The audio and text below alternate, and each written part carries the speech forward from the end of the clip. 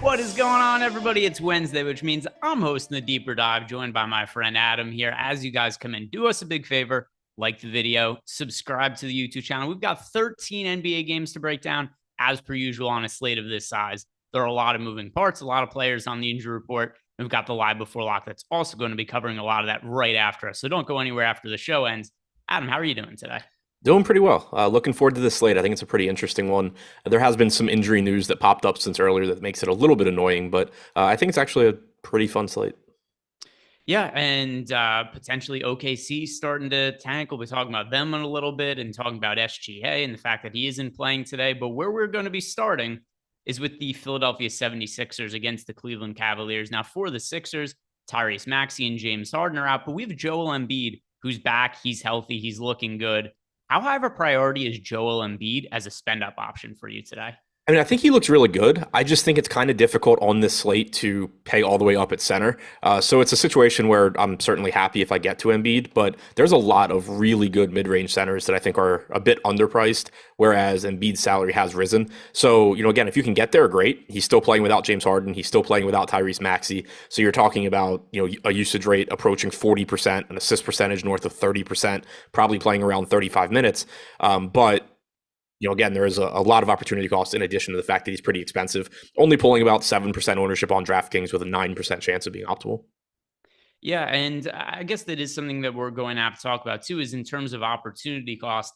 Do you have, and I know we're kind of jumping the gun a little bit, but do you have one guy that you view as being the number one pay-up option above everybody else?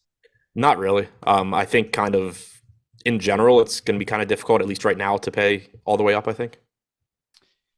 Yeah, I think that does make sense. I haven't built out lineups yet in total to really see where I end up falling with that. But at least as of now, I do know I have Embiid projected near the top of the ladder in terms of some of the high-end players. Now, Shake Milton is somebody else who's had a number of really big games lately. I'm not going to be rostering Shake Milton today. We've got Embiid back in the picture. Ultimately, I do think that has to mean that there's going to be a little bit less usage going to Milton. And he's going to see a dip in efficiency also. We've never seen Milton be this crazy efficient before, but he's had a number of really big games as of late, Adam. I know people are still going to want to play him. Where do you stand on Shake Milton? So the playing time is nice. Like the fact that he's just playing 38 to 40 minutes pretty much every game makes him at least somewhat appealing. And, I do expect him to be like a 0.9 to 1 fantasy point per minute guy going forward. The biggest issue I run into today, though, is one, his price is finally rising, at least somewhat. He's up to 6,900. But you just have so many good plays because it is a 13-game slate that it's just going to be really difficult for me to want to get to him. I haven't been getting to him the last couple of slates either when he's been more popular. Today, he's not getting any ownership, but I still don't really think he should be. We have him with about a 3% chance of being optimal, so not like he's a particularly likely play to succeed. The playing time's really nice, but it just, on this slate, I really struggle to get to him. Is there anything else that you like to look at from the Philadelphia 76ers? No, I think for me, it's pretty much Embiid or bust. DeAnthony Melton's only 6,200 on FanDuel. I mentioned him in my tournament plays video earlier. That's a really cheap price tag for somebody averaging about 34 minutes. But yeah, and by the way, some news just came across of Ben Simmons, who was already out for today, but he's also now going to be expected to miss a few games. So the disaster that is in that season, nothing is ever without drama. Always one thing or another. That sucks, right? As he starts to play well again, too. It's taken him, a year and a half at this point, finally starting to play really, really well. And he's hurt not just for one game, but now it looks like for a little bit of an extended absence. Now, the Cleveland Cavaliers on the other side of this game also dealing with injuries, particularly in the front court. There's no Jared Allen. There's no Kevin Love. Evan Mobley, who's been a pretty big disappointment in his sophomore year relative to how well he played in his rookie season. Could this be another standout game for him with both Allen and Love out?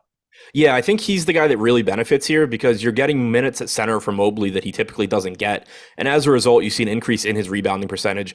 This year, overall, he's averaged 0.85 DraftKings points per minute with Jared Allen on the floor. When he's played with Donovan Mitchell on the floor, but Allen and Love off, he's averaged a fantasy point per minute. And then you also get some increased playing time as well. So I do think overall, this is a pretty unappealing game. Only a 210 total. First game of the night as well. So you're costing yourself in terms of flexibility later when we get more news. But from the Cleveland side, I do think Mobley at 7,100 still looks like a good option as long as he's starting at center again. And then the backcourt dynamic between Garland and Mitchell, it's been hard to figure out when it's going to be a Garland game, when it's going to be a Mitchell game, at least based on the first 20 games or so we've seen of them. It doesn't think there's a pretty strong negative correlation. It doesn't look like there's going to be very many games where both of them are able to hit their ceiling, both relying on assists and scoring. If one of them is having a big scoring game, it cuts into the other one. But between Mitchell or Garland, do you have a preference between them, or is either of them a priority today? They're kind of just the same play to me. They're both low priority, high ceiling guys. They play a ton of minutes. Mitchell's at 1.25 DraftKings points per minute this year. Garland's at 1.12, 31.5% usage rate for Mitchell, 28% for Garland, higher assist percentage for Garland, but Mitchell's still coming in at 24.5%. So they're both just guys where on average, they're not really going to look that good at their respective salaries. They are good enough and they do play enough minutes that they're certainly capable of just going for 55 fantasy points, but I don't anticipate getting them much of either one. And then any of these role players stand out to you? To me, this is just a slate where we don't really need the Cleveland role players. Lamar Stevens is questionable. I don't know how much his absence would really matter, but anything that I'm missing by not playing a cheaper guy from the Cavs? No, I don't think so. I mean, if Stevens is back, I assume he's going to start in place of Okoro, but that's not really going to matter to me. The only other thing that I would point out here, and it's not something that you have to get to or anything. Karis LeVert is only 4,800. He played 30 minutes off the bench last game. He's a capable third scoring option. You're going to just have games where he significantly outperforms a $4,800 price tag, but I still think they're going to be pretty few and far between given that Mitchell and Garland are both healthy. One of them is always going to be on the floor. So even coming off the bench, there's never going to be a time where LeVert is option one because at best he's going to be option two. And then he's probably going to close, but even in that closing lineup, he's going to be the third option behind Mitchell and Garland who are going to dominate the ball. So let's move on to the next game. Then it is the Atlanta Hawks against the Orlando Magic. And now from the Hawks side of the game, we have some injury news here as well, which most games at this point of the year, there's some sort of injury news. Justin Holiday remains out, but also DeAndre Hunter is questionable. Now, if Hunter isn't able to play, does this open up any kind of value on the wing for Atlanta? I think it opens up AJ Griffin, who I expect would start in his place. Griffin is $4,000 on DraftKings, so if he starts, he would look okay, but it's not like you're getting him at 3K flat or anything like that. I assume you would get Aaron Holiday back in the rotation as well. Minutes are there for Justin Holiday in place of Jalen Johnson, but I think that it opened the minutes for Griffin. It potentially gets a little bit more usage for John Collins because as weird as it sounds, DeAndre Hunter has a usage rate 5 points higher than John Collins this year. So I think maybe you would see a little bit of an uptick for Collins, but I don't think it makes a huge DFS impact whether Hunter is in or out. And then the backcourt, kind of a little bit similar to the Darius Garland and Donovan Mitchell combination. Trae Young and DeJounte Murray. We've seen DeJounte Murray's production just not quite be the same over the last month or so. Trae Young's been more or less able to maintain what he did from last year. Between Trae Young and DeJounte Murray, I've personally played a lot more Young as of late. Before today's slate, do you have a preference between Young and Murray? No, I think you're right that it's very similar to Garland and Mitchell. I mean, I prefer Young in that he averages 1.3 fantasy points per minute instead of 1.15, but he's also $900 more expensive. So they're both in that bucket of, if I get to them in individual lineups, they are very appealing contrarian pieces, because the reason they're not getting ownership is just because other players in their price range project a little bit better. It's not because they don't project well or they don't have a massive ceiling. So, it's not like you're playing a low owned guy that's low owned because they suck and you're hoping to get really lucky. Like, you're playing really good players, but they just, are going to fall behind some other guards that we can pay up for. So outside of, here and there in lineups, I don't really have a ton of interest. And then let's move over to the Orlando side of the game. Do you want to talk about any of the Hawks big men? Is there anything of interest for you there? I think the front court's kind of interesting. Collins still just sitting at 5,700. He's at 0.87 DraftKings points per minute, but he's also typically playing 32 plus minutes now. And then Clint Capella did play 33 minutes last game in his first game back after a couple of absences. We had seen his playing time trending up a little bit before as well. So I'm not projecting 33 minutes, but I do think maybe we can get around 30 minutes from him in a really appealing matchup. Yeah, and there's been times where I've also tried to chase John Collins this year. For a slate of this size, probably not a place that I'm going to go to. But Capella also seems like he's starting to wrestle minutes back from Okongwu, which was not the case for a little bit. It was point in time early in the year. I'm trying to remember how I was projecting. Maybe it was like 27, 21 or something like that. Maybe it was even 26, 22. And now it does seem like there's a few more minutes going to Capella, which it makes a pretty big difference over the course of a DFS game like fantasy basketball, where it's so value dependent. Anytime you're getting somebody for 2 extra minutes, it's, 1 point, a couple more fantasy points. It could matter there. What do you think the minutes allocation between Okongwu and Capella is going to be going forward? 29-19, 30-18. Yeah, I mean, it definitely seems like he's trending towards kind of just reclaiming that clear starters role. So let's move to the Orlando side of the game, where nothing is clear here, because for the longest time, we've had players out for this team, but Terrence Ross is back, Markelle Fultz making his season debut, and Cole Anthony back off the injury report as well. It's really hard for me to trust anything here. I know that Banchero is probably going to be the go-to guy going forward, but I don't know what his usage looks like with all of these guys coming back. The result for me is going to be kind of a wait and see with Orlando. I don't think there's any value here. Yeah, I have virtually no interest. We do have Mo Bamba questionable. If Bamba's in and you really want to gamble on him in tournaments, then fine. But there's a million centers you can get to that aren't going to be popular that look just as good, if not better. And with these other guys coming back, like, I kind of think that Cole Anthony is just a proxy for Jalen Suggs. We haven't had them both healthy at the same time much this year, but they are similar in terms of rates. But then you're also bringing back Markelle Fultz. I don't know what his role is going to be right out of the gate, but he's another pretty high usage guy that makes plays. So if I had to go to somebody on Orlando for some reason, Banchero would be the one that I went to at 8,200, just because I feel comfortable he's going to play a big role. But realistically, I just don't think I'm going to get to this team. Yeah, I mean, it's in everything you look for in value in NBA DFS, this is the opposite. Yep. It's players priced up from players being out, and all of those players who are out are coming back at the exact same time. Mo Bamba notwithstanding, who's questionable, but still, I mean, Markelle Fultz, Cole Anthony coming back, it makes a pretty big difference. And I have no clue how the backcourt minutes are going to work out. Like, that's probably my least interest of the entire slate. Yeah, and like, to your point, you have the guys that are priced up. You're getting players coming back, so that's going to cut into usage potentially. But also, it just becomes a really risky situation in terms of we have no idea what the rotation is going to look like. So it's not even like you can confidently project the minutes for most of these guys and then just say, all right, well, hopefully they still have a big game today. Like, Banchero is obviously going to get his minutes. Franz Wagner is going to get his. Bol's been playing well recently, but it wasn't that long ago that he was just like playing off the bench. It's not like we can be really confident he's going to play a ton. Who knows how that backcourt rotation is going to look? You have Terrence Ross back as well after sitting out the last game. It's a really difficult team for a variety of reasons to want to get to. Yeah, and that's even with players. I mean, once like Suggs and Wendell Carter Jr. come back, I mean, this team might just be one that, unless prices come really down, I just won't really be getting exposure to for the foreseeable future. Anything else you want to add from this game? Nope. Okay, if you guys do not have a BetMGM account yet, you are missing out on an opportunity for a free $200, because all you have to do to collect $200 from BetMGM is sign up, make a new account. We've got a link you can click on below. Also, Tyler's about to throw one into the YouTube chat. You could use that to sign up. And then when you place a $10 money line bet on any World Cup soccer game, it pays out $200 no matter what the result of the game is. So whether you're on the right side, the wrong side, it doesn't matter, because as long as there's a goal scored in the World Cup, which has already happened, this bet pays out $200. So just click on the link when you are signing up, because you're going to need that link in order to get credited with your $200 when the game settles. Let's move on to the next one, the Miami Heat against the Boston Celtics. And I mean, the Heat's injury reports have just been a travesty this year. Every single game, it's as long as possible. At least today, they did the courtesy of labeling a bunch of guys as probable: Caleb Martin, Max Strus, Gabe Vincent, and Duncan Robinson. But the players who were listed as questionable: Tyler Hero, Haywood Highsmith, Dwayne Dedman, Nikola Jovic. So actually, if we include the probable tags, Adam, the only two players that are not on the injury report for any reason are Kyle Lowry and Bam Adebayo. Every single other player on this roster currently on the injury report.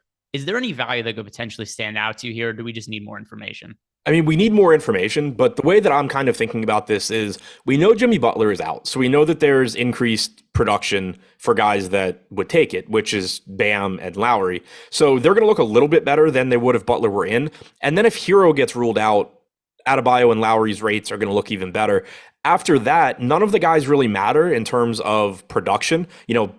Martin's probable, Strus is probable, Vincent's probable, but like none of them are high usage guys. None of them do any one thing really well, where if they were out, you would say like, oh, well, Bam's going to rebound more or Bam's going to score more.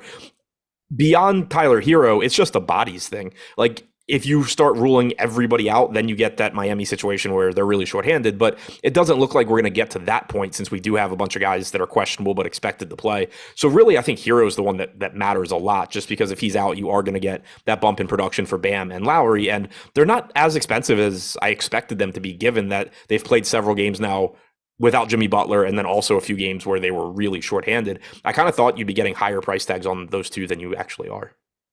And then if Hero plays, is he somebody you would have any interest in? Because we do have Jimmy Butler out, and he's been the guy over the last couple of years that has led the team in usage without Butler on the court. I would have interest in the sense that it's Tyler Hero and he can get hot, but like he's getting 1% ownership. We have him with a 6% chance of being optimal. It's just another relatively high upside tournament option. There's plenty of guys at his position and his price point that I like more, though. Anything else you want to talk about from Miami? Nope. Pretty unappealing team, assuming that they don't rule half their guys out. Which could happen at any given moment. Boston Celtics on the other side. We do have key injury news here because Jaylen Brown is questionable to play. Also, for anybody who's just in general interested in the Celtics, as them being, I think, pretty clearly the best team in the NBA, Robert Williams returned to practice for the first time today. This team is already so much better, in my opinion, than every other team in the NBA. If they're about to get Robert Williams back too, they just might even be steamrolling teams to an even more extent. But at least for today, with Jaylen Brown being questionable, what could we expect from this team if he is out? I think the biggest impact is that you get the usage bump for Jason Tatum. He's at 1.47 DraftKings points per minute without Brown this year. He's right around 1.4 overall, but he has a 36% usage rate without Brown out there. After that, I think you get a marginal increase for guys like Malcolm Brogdon, Derek White, Marcus Smart coming off of the huge game. Smart this year, 1.07 DraftKings points per minute without Brown. Brogdon's at 1.16. White is just shy of a fantasy point per minute. So it makes everybody in the starting lineup look a bit better. Jason Tatum, I think it has the biggest individual impact on, but it's just going to make Tatum, Smart, Horford, Brogdon, White all look a little bit better. Yeah, and then, I mean, for me, Tatum does become a little bit better as a spend-up option for sure without Jaylen Brown. He's pretty expensive now. At the beginning of the year, I'm trying to remember where he was priced. I think it was like the high 9K range, and we just might not see Tatum priced that way again for the rest of his career. He is 10.8 today over on DK. On FanDuel, Tatum is priced at 10.2. It's hard to imagine he's going to fall back below that 10K mark. Is there anything else that stands out to you from the Celtics side of this game? No, and I will say with regard to Tatum, even if Brown is ruled out, I prefer Joel Embiid. Positions notwithstanding, it's obviously going to be a little bit more difficult to get to Embiid. But like last slate, Embiid was playing and Tatum was playing. Brown was ruled out, and you got like 31% ownership going to Tatum, 21% to Embiid. Granted, it was Embiid's first game back from injury, so maybe people were a little concerned about his playing time. But Tatum approaches 1.5 fantasy points per minute without Brown, and Embiid is like 1.6 plus without Harden. So last time it kind of seemed like people forgot that Harden was already out just because like the new information was that Jaylen Brown was out. So I do think that'll be a really interesting spot to pay attention to ownership, because if you end up getting similar ownership, I would rather be getting to Embiid still. Yeah, me as well. And by the way, I have Embiid projected about for 3 more fantasy points now for Tatum. Is it kind of like a similar gap for you? So right now I have Brown in, so it's a Okay. bigger gap. Fair enough. So let's move on to the next game. Actually, we got a super chat just now from Sparka Mo. It's been a while, but last week when Fantasy Cruncher was down, Buzzed Adam and Stokastic lineup generator saved my night. Just wanted to say thank you. Yeah, if you guys are not aware of the lineup generator that we have over at Stokastic right now, it is really useful if you guys are in a pinch to build lineups or maybe been working all day, don't have time to build out lineups. We've got our lineup builder over at stokastic.com. It's just going to build plus EV lineups for you basically instantly. A couple clicks of the button, you click a couple different settings. And we also do currently have our 3-day free trial. If anybody hasn't signed up yet, get 3 days access. But Sparkmo, happy that our tools were able to help you. Maybe we could add that as some sort of thing on the site as a reason to use the lineup generator. So happy to see that it helped you. The next game that we have to talk about here is the Milwaukee Bucks against the New York Knicks. I don't know what the deal is with Giannis, but something seems a bit off to me. The production has not been quite the same. He's had a few games also where he's been on the injury report. He missed a couple of games. And if we go back now looking at the last, I don't know, month and a half or so, there just hasn't been the same kind of upside for Giannis. Far more games in like the mid 40 or so fantasy point range. We haven't seen that real upside from him. You and I have talked about how expensive he is. I just have not played very much of Giannis lately, and I'm probably not going to today either. Well, yeah, and one of the, or probably the biggest issue for me with Giannis, and we're going to get to this with Jokic later too, he's only averaging like 33 minutes per game. And, obviously there are some individual games where he does play 35, 36 minutes if it really comes down to the wire. And if you're going to get that many minutes from Giannis, that's great. But the salary is really expensive, and he's the best point per minute guy. But if he's going to play like 3-4 minutes less than other pay up options that can get you, 1.5 to 1.6 fantasy points per minute, it just becomes really difficult to want to get there. So he's a guy where I have him projected slightly ahead of Embiid, but not by enough to justify $1,000. And it's really just going to be like if a bunch of value opens up and it's really cheap value, then fine. But on these really large slates, I found it difficult to pay all the way up anyway because the sort of upper mid range is so strong. And then today, when you have Embiid there, you potentially have Jason Tatum for 1,600 less, potentially playing without Jaylen Brown. It's still just difficult for me to get to Giannis, even though he does give you a very high raw point projection. Yeah, and it's not even that I would project Giannis poorly, because that's certainly not the case. It's just there are players like Embiid who I have projected fairly comparably, or we've run into these slates where there's so many guys who are $1,500, $2,000 less than Embiid that I think have comparable upside. And he just doesn't come up in a lot of lineups when I'm just building them optimally through Fantasy Cruncher and just trying to get the best overall projected lineups. He just hasn't been a part of them recently. And the same has kind of been the case for the rest of the Milwaukee players. I don't really have interest in the other ones today either. Yeah, Jrue Holiday I really like. He's the only guy from this team that I'm high on, but I am really high on Jrue Holiday. 7,300 I think is kind of just a mispricing. We have him getting about 10% ownership on DraftKings. He's going to give you 34 or 35 minutes in competitive games. He's averaging about 1.25 DraftKings points per minute this year as well in the games that Giannis has played.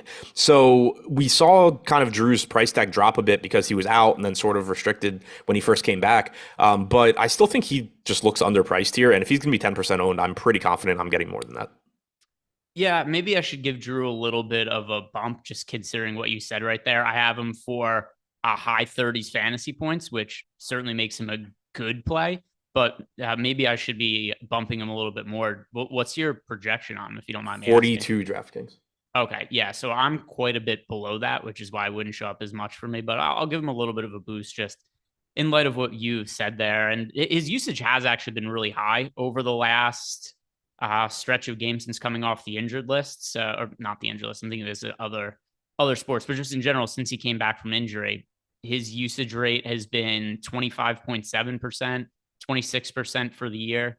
This could be the last or second to last game that he plays without Chris Middleton. So maybe that's also a reason for them to push Drew a little bit more than usual.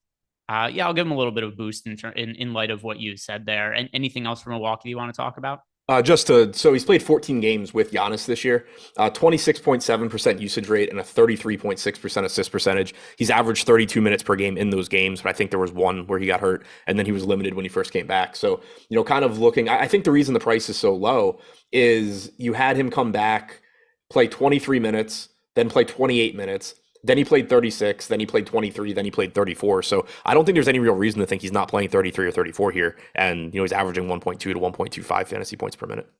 Yeah, there's also part of it is probably because of Giannis not playing quite as well this year, but there haven't been a lot of one-sided Milwaukee Bucks games. And the fact that they're on the road today, the game has a relatively tight spread. I don't think we should be expecting a blowout by any means. So it would make sense that we see those minutes from Drew in this spot. On the other side of the game, when it comes to the New York Knicks, Julius Randle went absolutely apeshit yesterday. He hit like 5 or 6 threes in the first quarter. Almost all of them were contested. Not something I would expect to see a repeat performance of. Any of these Knicks players that are standing out to you, Mitchell Robinson seems to have cemented himself as the starting center again. So that's what catches my eye the most. But any particular players that you're on? Yeah, Robinson looks good. The issue is that there are so many good centers today. There's another value center that I think looks a little bit better. We have him projected for 2% ownership. That's probably a bit lower than it should be, but I'm still scared to completely buy into Mitchell Robinson just because he is foul prone. Thibodeau at times has sort of jerked his minutes around this year as well. Not recently. Recently he's clearly just been getting full starters run, barring blowouts and foul trouble, but who knows how long that lasts. Like in the games that he's started this year, he's averaging the same minutes per game as Isaiah Hartenstein is off the bench. So I have Robinson in for 26 minutes, but I'm scared to go to 28 or 30 or 32, even though he certainly could get there. So I think as a, low owned cheap guy, Robinson looks good. He's just shy of a fantasy point per minute player. And if he does play 30, 32 minutes, there's a good chance that you're getting, 30, 32 fantasy points. He can block a lot of shots as well. So I think there's a lot more upside than downside at that price. And it makes him interesting in tournaments. But like I said, there's other centers that are going to project a little bit better, and that's why the ownership is low. Outside of that, I don't really have much. Jalen Brunson and Julius Randle are both good players, but also a really difficult matchup for them and plenty of competition at their respective salaries and positions.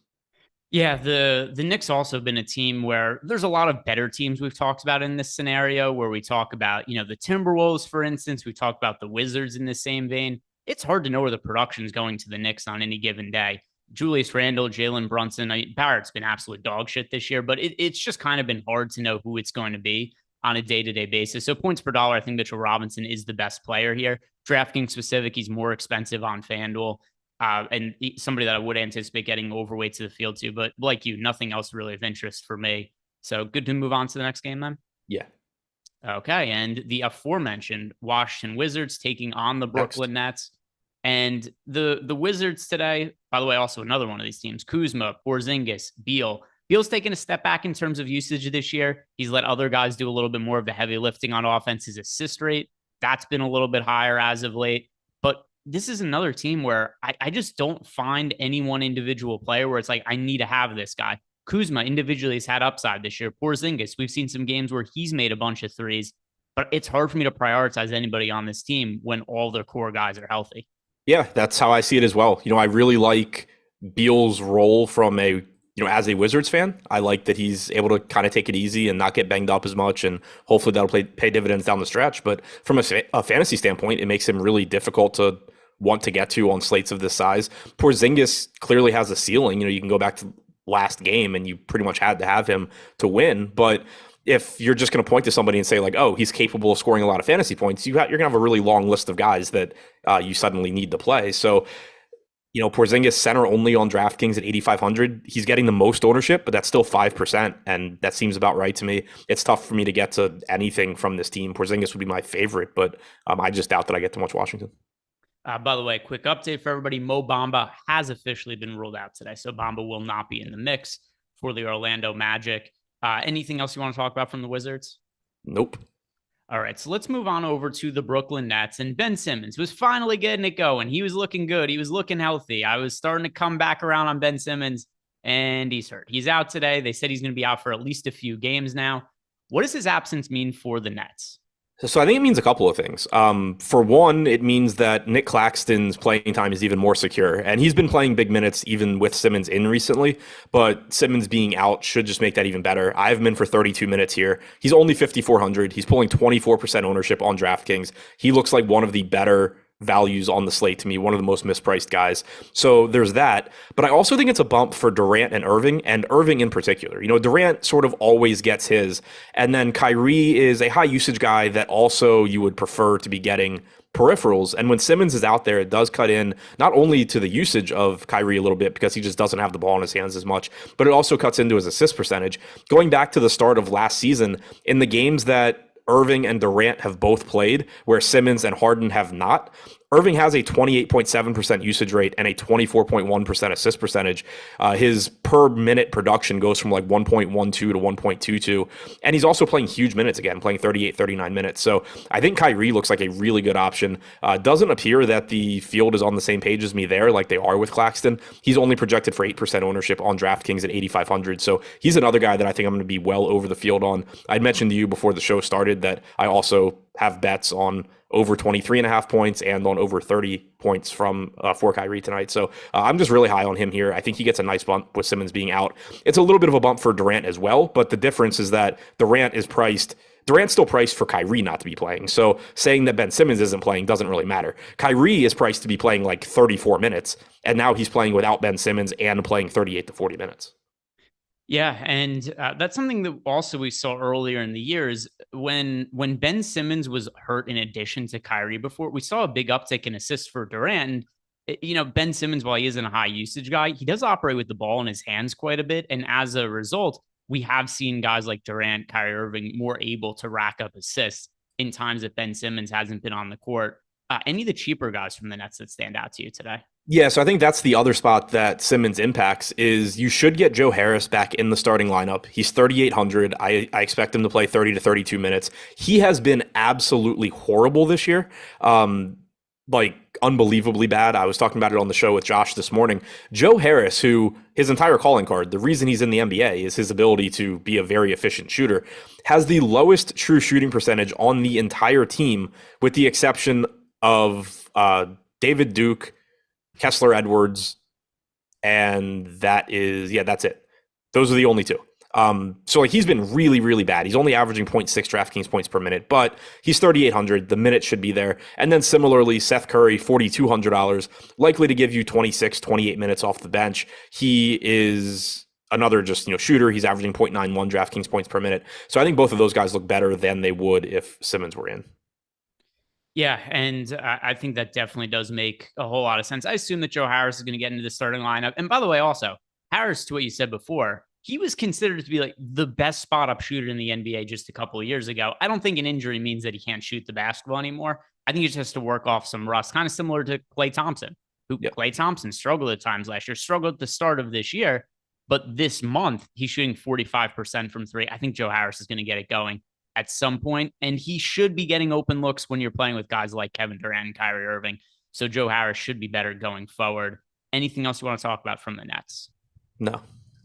Let's move on to the San Antonio Spurs against the Oklahoma City Thunder. And this is our real first tankathon game of the year, Adam, because both these teams, players ruled out in mass. So starting on the Spurs side of the game, there is no Jakob Poeltl. There's no Jeremy Sochan. There's no Josh Richardson. The biggest void to fill here obviously comes in the front court without Poeltl being in the mix.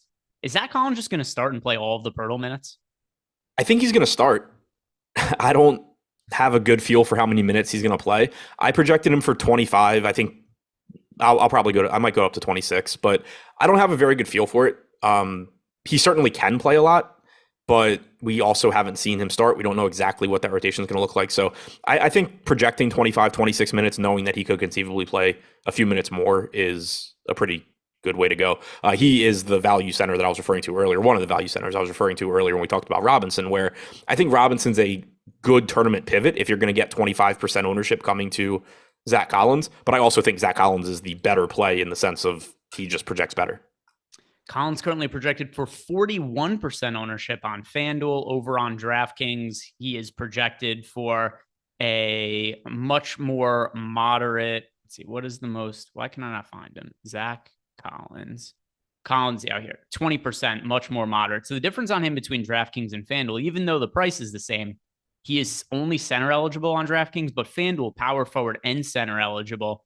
So clearly one of the better, if not the best points per dollar plays on the slate. And then also MPE over on FanDuel, Adam, where he's a power forward and a center. But do you have issue with the 41% ownership going to him in large field tournaments? Not really. Like, he's got power forward, which is really nice, like you said. One thing that does concern me a little bit, but you also have to keep in mind that he's cheap, and going to project well either way. Like even factoring this in, he projects as a really good value. He's played 83 minutes with Keldon Johnson on the floor this year. Zach Collins only has an 11% rebounding percentage and a 17.5% usage rate. So that's a pretty sizable drop in both of those numbers. And Keldon Johnson goes overall this year. Keldon Johnson with Poeltl on the floor has like an 8.5% rebounding percentage. If you take Poeltl off the floor, it goes to 9.7%. If you explicitly put Zach Collins on the floor, Keldon Johnson's rebounding percentage jumps to 14.5%. So it kind of makes me think that it's by design that Keldon Johnson is getting a lot of boards with Zach Collins out there. It is a small sample, like I said, only 83 minutes, 180 possessions, but just that massive jump in rebounding for Johnson and the huge drop off for Collins makes me think there might be something to it. So again, from a fantasy standpoint, Collins is really cheap. I think he's a really good play. I do think there's a chance that he's just being over projected and that you're just going to see Keldon Johnson grab more rebounds than people expect. And then is there anybody off the bench you're considering, whether it's Charles Bassey, Isaiah Roby, that you think could serve as pivots or leverage plays off of Collins in large field tournaments? If you wanted to go that route, I think it's Isaiah Roby. He, in the second half last game, he was the backup center behind Zach Collins. Also, if you want to go narrative street, you have him against OKC. But we had seen Bassey sort of getting phased out previously, like when Poeltl was out and Collins was out. At first, Bassey was getting minutes, and then when Collins was out, rather, he started getting phased out, and you saw more Gorgie Jang. Last game, you saw B. Isaiah Roby. So if I had to guess at which, basically minimum salary guy gets the backup minutes here, my guess is Roby. I still don't think I'd play him, but that's my assumption. Yeah, no, I don't think that I would get to him either today, but it was just worth, I think, bringing up as a talking point because Collins, particularly on FanDuel, looks like he's going to be the most popular play by a pretty wide margin. Any of the pay-up options do you like getting to from the Spurs? I like Keldon Johnson a lot. He's getting 20% ownership, which does, mute my interest a little bit. I was hoping this was going to be another spot where I just was higher on him than everybody else, but that doesn't appear to be the case. But I do like, the rebounding upside that I think he has here without Poeltl. I like that, he's going to give you 33, 34 minutes. He's just a good option. He's 7,100 on DraftKings. So him and Collins are my two favorite guys. If you get to some Vassell, some Trey Jones, some Keta Bates-Diop, assuming he's starting, those are all reasonable secondary options. But to me, the priorities are Collins and Johnson, and it appears the field sees it the same way. Some more updates on the Magic and their backcourt situation, which is a bit of a mess. Markelle Fultz expected to be limited to 15 minutes. Cole Anthony expected to be limited to 20 minutes. We got a super chat here from William Davis. General question. When you look at on-off court numbers, at what point do you feel like the data is irrelevant based on minutes played? Thanks, guys. So one thing that's nice about looking at on-off court data, you don't only have to look at 1 year. And there are obviously some teams like Cleveland Cavaliers that are way different looking, but a lot of teams are fairly similar with their core players. So the way that I'll get around small sample size, I look past more than just 1 year. I'll look at all of last year. But do you have a specific, there's not like a specific minutes number for me. It's if it's something where it's like, oh, it's only been 40 minutes, I don't care. It's just hard to really pull any information from that. But what number would you say is at least a sample size you'd be comfortable with when looking at minutes? Yeah, I mean, I don't have a specific number. It's kind of just, for me, it's sort of by feel. I think one important thing is having a expectation before you look at the numbers. So like if it's a relatively small sample size, but like, so a really good example, and we haven't gotten to it yet, but Josh and I talked about it this morning, is the Rudy Gobert, Karl Anthony Towns thing with Minnesota. If you look at Gobert's production without Towns on the floor, he rebounds less, his production goes down, like everything just sucks. I'm not going to read into that too much because it doesn't make sense to me. Like my expectation is that the rebounds would stay the same, if not go up much, not that they would go down. And it's a relatively small sample. If this got to like just a huge, you're talking, 400 possessions and Rudy Gobert just can't rebound without Karl Anthony Towns, then I'd say, okay, like I guess I'll pay attention to that. But I think having a prior expectation is really important because if you looked at that Gobert Towns situation and Gobert is getting a bump in production or rebounds or both, I'd be more willing to buy that just because that's what I think should happen. That's what makes sense. So that's one way that I deal with small samples is sort of just, is it in line with what logically makes sense to me? Or is it something that I think is just going to change as the sample gets larger? And then I also do what you said as well. Go back to previous seasons.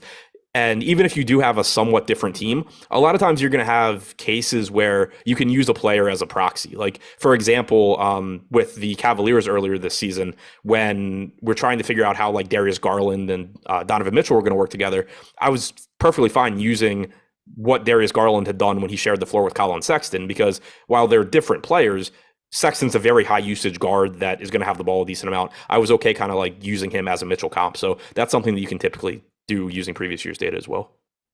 Yeah, and we're going to have some situations with off-court data that I think people also should look at some of the information from last year on, because talking about this OKC San Antonio Spurs game, there is no SGA tonight, and this could be something that's a little more common going forward. I think the Thunder, even though they've been pretty competitive this year, I wouldn't be surprised if they try to hold SGA out of a game once every 2-3 weeks, just to make sure they don't win too many games. But now that he is not in the picture, who do we think benefits the most from OKC? I hate this, but like you need guys from this game most likely. I mean, this team has a 117 total. They are 3-point favorites against San Antonio. They have a bunch of cheap guys. You have 36 minutes opened up with SGA out. You have all sorts of production. I hate having to rely on this team, but I think there's a lot to get to. And we have 5 guys projected for double-digit ownership on DraftKings. We have Giddey and Mann both projected north of 30%. I agree with all of that. Trey Mann's 3,300. Right now, I have him projected to start. I don't know that that's a guarantee, but he was starting earlier in the year when Giddey was out and SGA was in. He played 22 or 23 minutes off the bench last game. So I think he's going to start at 3,300. It makes him look really good, even if he plays like 26 to 28 minutes. Pokusevski's going to look good at 4,600. I expect 26 to 28 minutes there. You just, see consistent production without SGA. And Poku's been fine all year long. Giddey gets a bump without Gilgeous-Alexander. So he looks really good. Lou Dort gets a bump. He's only 5,400. Jalen Williams gets a bump. He's 4,200. So the 5 guys that are getting ownership are the 5 that I think should be. Beyond that, if you want to just roll the dice and say, it's OKC, what happens if Bazley plays 10 minutes more than anybody thinks, or Wiggins plays 10 minutes more than anybody thinks, then, by all means. But I do think that Giddey, Dort, Jalen Williams, Poku, and Mann are the guys that I'm most comfortable getting to. It does really suck because, to what you said before, we have to get exposure to OKC today. SGA is such a big piece of this offense. He has done so much for them in terms of minutes played, usage, assist rate, that production has to be allocated somewhere else. And I fully expect there to be something really fucking stupid that happens in this game where it's like, hey, Usman and Jang and Isaiah Joe are starting the second half for no reason at all. Like, because I'm ready to get screwed by this situation, but I feel like I have to get exposure to it. There's no way around it. And a lot of these guys are popular. And just like what you said before, I think it's totally warranted, and I don't feel comfortable with it at all. Yep, completely agree. Like, yeah, I was talking to Josh earlier and kind of trying to guess at the starting lineup, and it was just like, oh, well, they haven't really done a lot of this before, but also with the way OKC runs stuff, that could be the reason that they do it today, because that's literally how they choose rotations is, we haven't really seen these guys play together, so let's do something different. Like, my guess at the starting lineup, same for Josh, is Mann, Giddey, Dort, Williams, Poku. But would it surprise anybody if it's just like, oh yeah, we're going to throw Jang in there, or we're going to throw Aaron Wiggins back in here? I mean, and if it's not in the first half, it could certainly be in the second half. So be ready to get screwed by this team. But at the same time, you can't write them off like you normally do. Yeah, you just kind of have to go there because that's what happens when the team is really cheap. They're in a good spot. They're favored in this game, which I know you said that before too, but it's just a situation where when a player like SGA is out, there's going to be pricing value. Let's move on to the next one, the Memphis Grizzlies against Minnesota Timberwolves, and argue my least favorite player in the NBA, Dillon Brooks. He is questionable to play. Now, if Brooks is out, what does this mean for the usage of guys like John Morant and Jaren Jackson Jr.? Because we know that Brooks likes to shoot the ball a bunch. Yeah, so I think Morant's going to look good one way or the other. But if Brooks is out, you're taking even more usage off the floor. Without Desmond Bane, though, like that's the big thing is Morant already produces like Luka Doncic when Desmond Bane's not on the floor. You also typically get a couple more minutes in competitive games. So that's appealing as well. Without Bane on the floor this year, Morant's averaged about 1.6 DraftKings points per minute. He has a 40.9% usage rate, 42.9% assist percentage. I don't think we have much of a sample without Brooks, 118 minutes, but the usage rate gets up to 43.5%. The assist percentage gets up to 54%. He averages 1.76 DraftKings points per minute. So, I mean, Morant, one way or the other, is going to look really good. If you take Brooks out, he's going to look even better. I don't know who would replace Brooks in the starting lineup. My two best guesses are either Tyus Jones or David Roddy. If it's Tyus Jones, I do think there's a good chance that he could cut into Morant's assist numbers a little bit, but I don't think it's enough to make it a net negative because he's not going to take up anywhere near as much usage as Dillon Brooks is. So you're still going to get the bump there for Morant. Yeah, I was going to look back to other games that Dillon Brooks was out, but if I remember correctly, at the beginning of the year, Desmond Bane was playing when Brooks was out. And then it was like right after Brooks came back that Bane got hurt. And we just haven't seen this team healthy together. So it's really hard to draw on any of those particular games to see what would happen with Dillon Brooks. But do you think that anybody who starts would potentially be a good looking value option?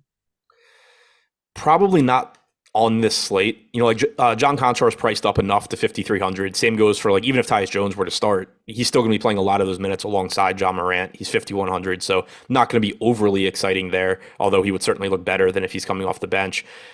If David Roddy starts, I mean, he's 3,100, but I still don't really feel confident in his playing time. So I think it's more so, I just want to get to the guys that are like the normal guys. John Morant, Jaren Jackson, you know, sees a bump if Dillon Brooks is out as well, most likely in terms of usage. So Morant's the guy that I really, really love here.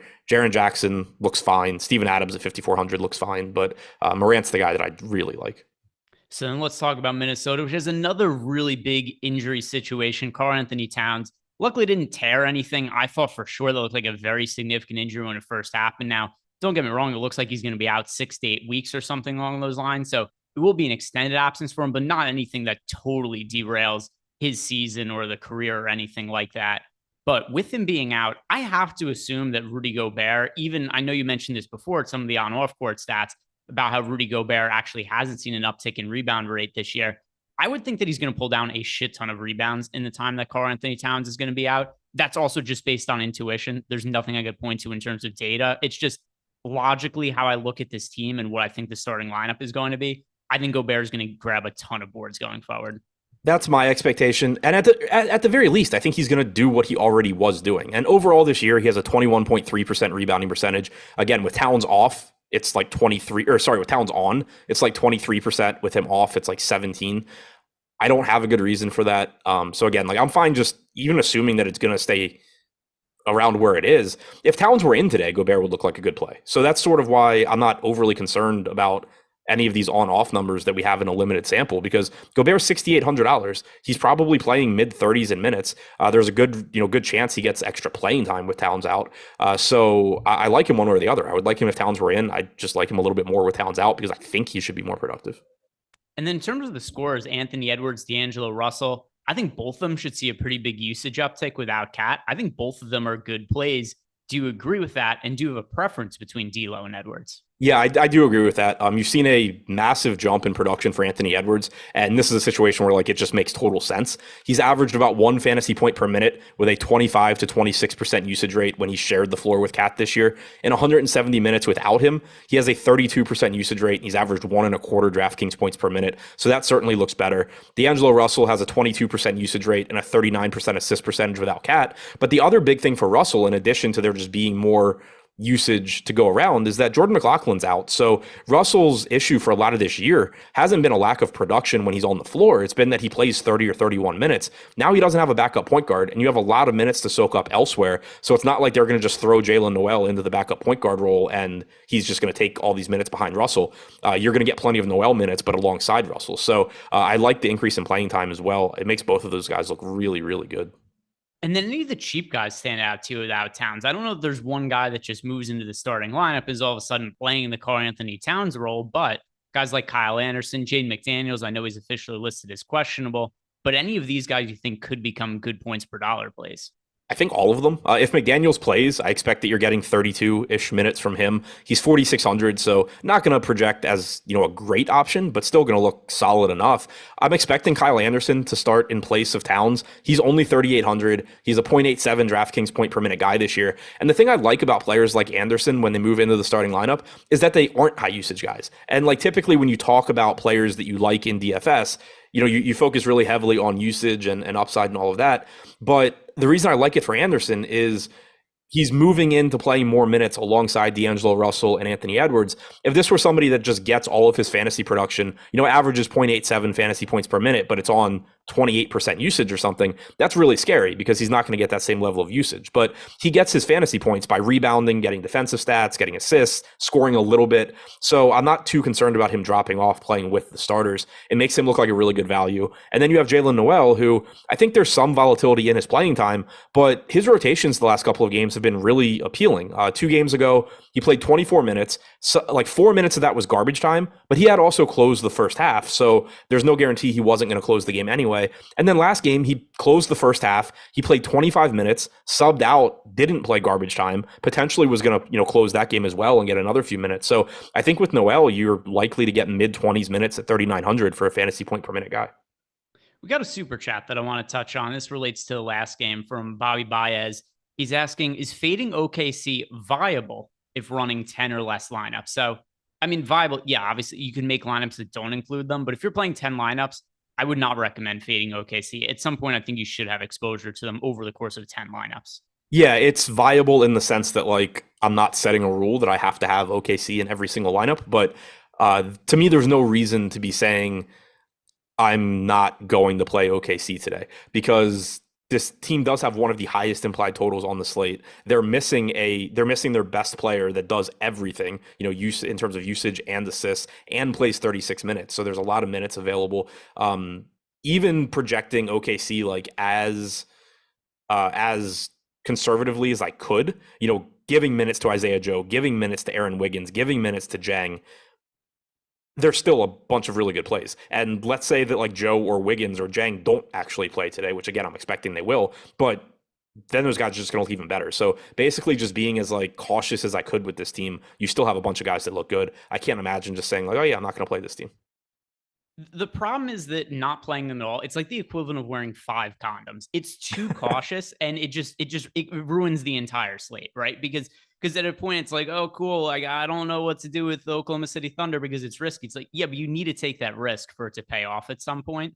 And this is one of the best points per dollar situations on the slate. I get that it sucks that their coach is a moron and plays the dumbest rotations ever, but you kind of have to go at it when and here's the thing with OKC too, and why if you want to play end of the bench guys from OKC, I think that's actually a better idea than not playing them at all. And the reason is that they don't have that many bodies here because not only is Gilgeous-Alexander out, Mike Muscala is out, Omar Rory's in the G League, Lindy Waters is in the G League, the other Jalen Williams is in the G League. So they actually don't have that many bodies that they can throw in there to screw this rotation up. So if your thinking is, oh, well, maybe they're going to jerk around Poku's minutes and all the people that played Pokuševski are going to be screwed, if Poku doesn't play the minutes people are projecting him for, that means Kenrich Williams or Darius Baisley or Aaron Wiggins are playing a lot more. So you're better off just saying like, all right, I'm going to play one of those guys and hope that Poku doesn't get the minutes than you are just saying like, I'm not playing anything from OKC. My Phil Arc. Damn it, Greg. Just spit my coffee out of myself. Well, look, that's good. That's good. We got in the course of like 2 minutes in there. We got condoms references. We got Adam saying jerked and screwed in one sentence. You're spitting stuff out. It's good. Everything came together. Let's move on. And by the way, if you guys haven't done it yet, like the video and subscribe to the YouTube channel. The Toronto Raptors against the New Orleans Pelicans. From the Toronto side of the game, finally healthy. Siakam, Barnes, Van Vliet, Anunoby, all of these guys are good to go today. Does that make any of them stand out to you? No, not at all. I don't know what the starting lineup is going to look like. We had Scotty Barnes and Gary Trent come off the bench last game. My expectation at this point is that Trent's going to continue to come off the bench and that Barnes is eventually going to be back in the starting lineup. So I projected Barnes to start today, gave him 34 minutes. Still looks like shit because Pascal Siakam's in. The only 2 guys that I have any level of interest in whatsoever would be Siakam and Van Vliet. But even that, you're paying $9,600 for Siakam at center. I didn't give him 38 minutes. I gave him 34 after he played about 30 in his first game back. So I don't really have interest in Toronto. If you forced me to roster one of them, I would say Siakam or Van Vliet. So let's move on to the other side of the game, the New Orleans Pelicans, which should draw more interest because no CJ McCollum, no Brandon Ingram, no Najee Marshall. Are we going to see Zion take on the big kind of usage role that we haven't seen from him yet this year? I expect him to. I mean, we got a really big game out of him last time out. He played about 34 minutes as well. I'm very happy to go played 35 minutes. I'm happy to go right back to him. He's got about a 32% usage rate without McCollum or Ingram on the floor this year. Also has a 30% assist percentage. You're just going to have the offense running through him. At 8,600, I think he still looks like one of the best plays on the slate.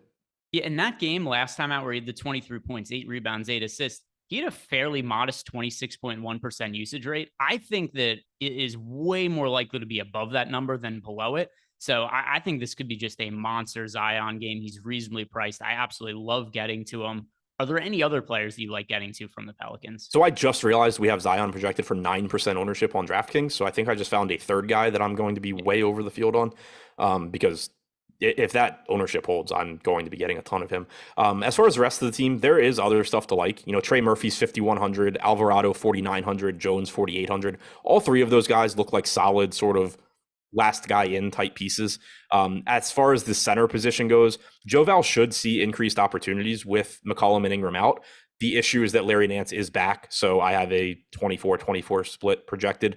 Nance is pretty inexpensive also, but I don't think I'm going to end up getting there on this slate. So if you want to kind of just gamble that Joval smashes in 24 minutes, that's fine. But, you know, he's at that same price point as Capella. There's a lot of just other center options. So I doubt I really get there. I think it's Zion. I see this team very differently than we have the field projected. I think Zion's the priority, and you kind of just fill in with Alvarado, Murphy, Jones. We have the field to be getting to Jones, Alvarado, Murphy, and then a lot less Zion. I basically have the opposite. Today's show is sponsored by No House Advantage. If you guys haven't signed up at NHA yet, there's a bunch of reasons to do it. First off, you click on our link and sign up, you're going to get up to a $50 bonus on your first deposit, free money. But then also more free money because their contests pretty frequently are only filling halfway, sometimes even a third of the way, where nearly everybody who's entering these contests is cashing just because there is so much overlay. So take advantage of the free money via overlay, via the deposit bonus, but also they have props you could play against the house. So if you're in a state that doesn't have legal sports betting, but you've been looking for a way to play player props, there's a good chance NHA is available in your state and you could play their player props against the house there and use all the tools we have over at Stokastic.com to find the most profitable player prop plays. But when you're signing up at NHA, click on our link so you get the $50 bonus on your first deposit. The next game that we have on the slate is the Chicago Bulls against the Phoenix Suns. Now, the Bulls are a team that kind of in the same vein as some of those other teams that you and I have talked about, Adam, the Knicks of the world, the Wizards, where it's guys, DeRozan, Levine, Vooch. The usage tends to be a little bit spread out amongst these guys. Hard to know who the guy is going to be on any given slate. I know it's been DeRozan as of late, but he's a little scoring dependent and the prices come up. I don't have anything that I'm massively interested in from here, but do you want to talk me into anybody? No, I think it's just another team that looks okay across the board. Vooch would probably be the first guy that I get to at 7,400. But like the other issue is just, you know, for anybody watching this show, I've already said I'm pretty confident I'm going to be getting a lot of Drew. I'm going to be getting a lot of Zion. I'm going to be getting a lot of Kyrie. So I can't then be like, oh yeah, I'm also just going to be playing a bunch of Vooch and a bunch of DeRozan. Like I'm running out of roster spots. So to me, these are more secondary guys. I like them, Vooch in particular at 7,400, but I don't like them as much as some of the other guys that we've already talked about.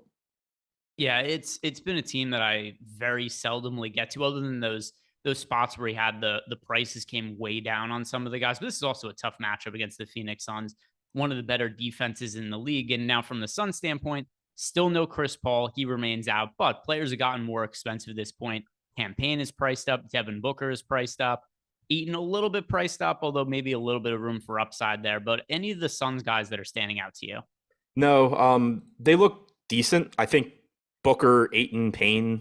Or I think Booker and Ayton are my two favorite guys, followed by Payne and Bridges. But with it being a 13-game slate, I don't think any of them are true priorities. Ayton is just at that loaded center position, but you know he has been playing well. He does look good. Devin Booker, you know the massive ceiling that you get, but he is 10K, and the issue you start to run into there is I think John Morant looks even better than Booker does, even factoring in the price tag. Then you have Kyrie for 1,500 less. You have Drew for 2,700 less. So it's going to be difficult, I think, to really build around Booker. But, if he lands in your lineups, he's going to look good.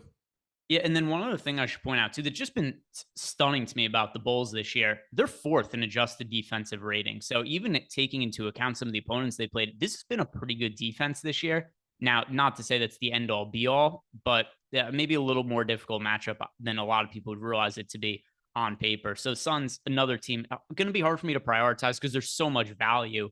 on other spots today. And one of those spots is going to be in this next game where we have the Clippers.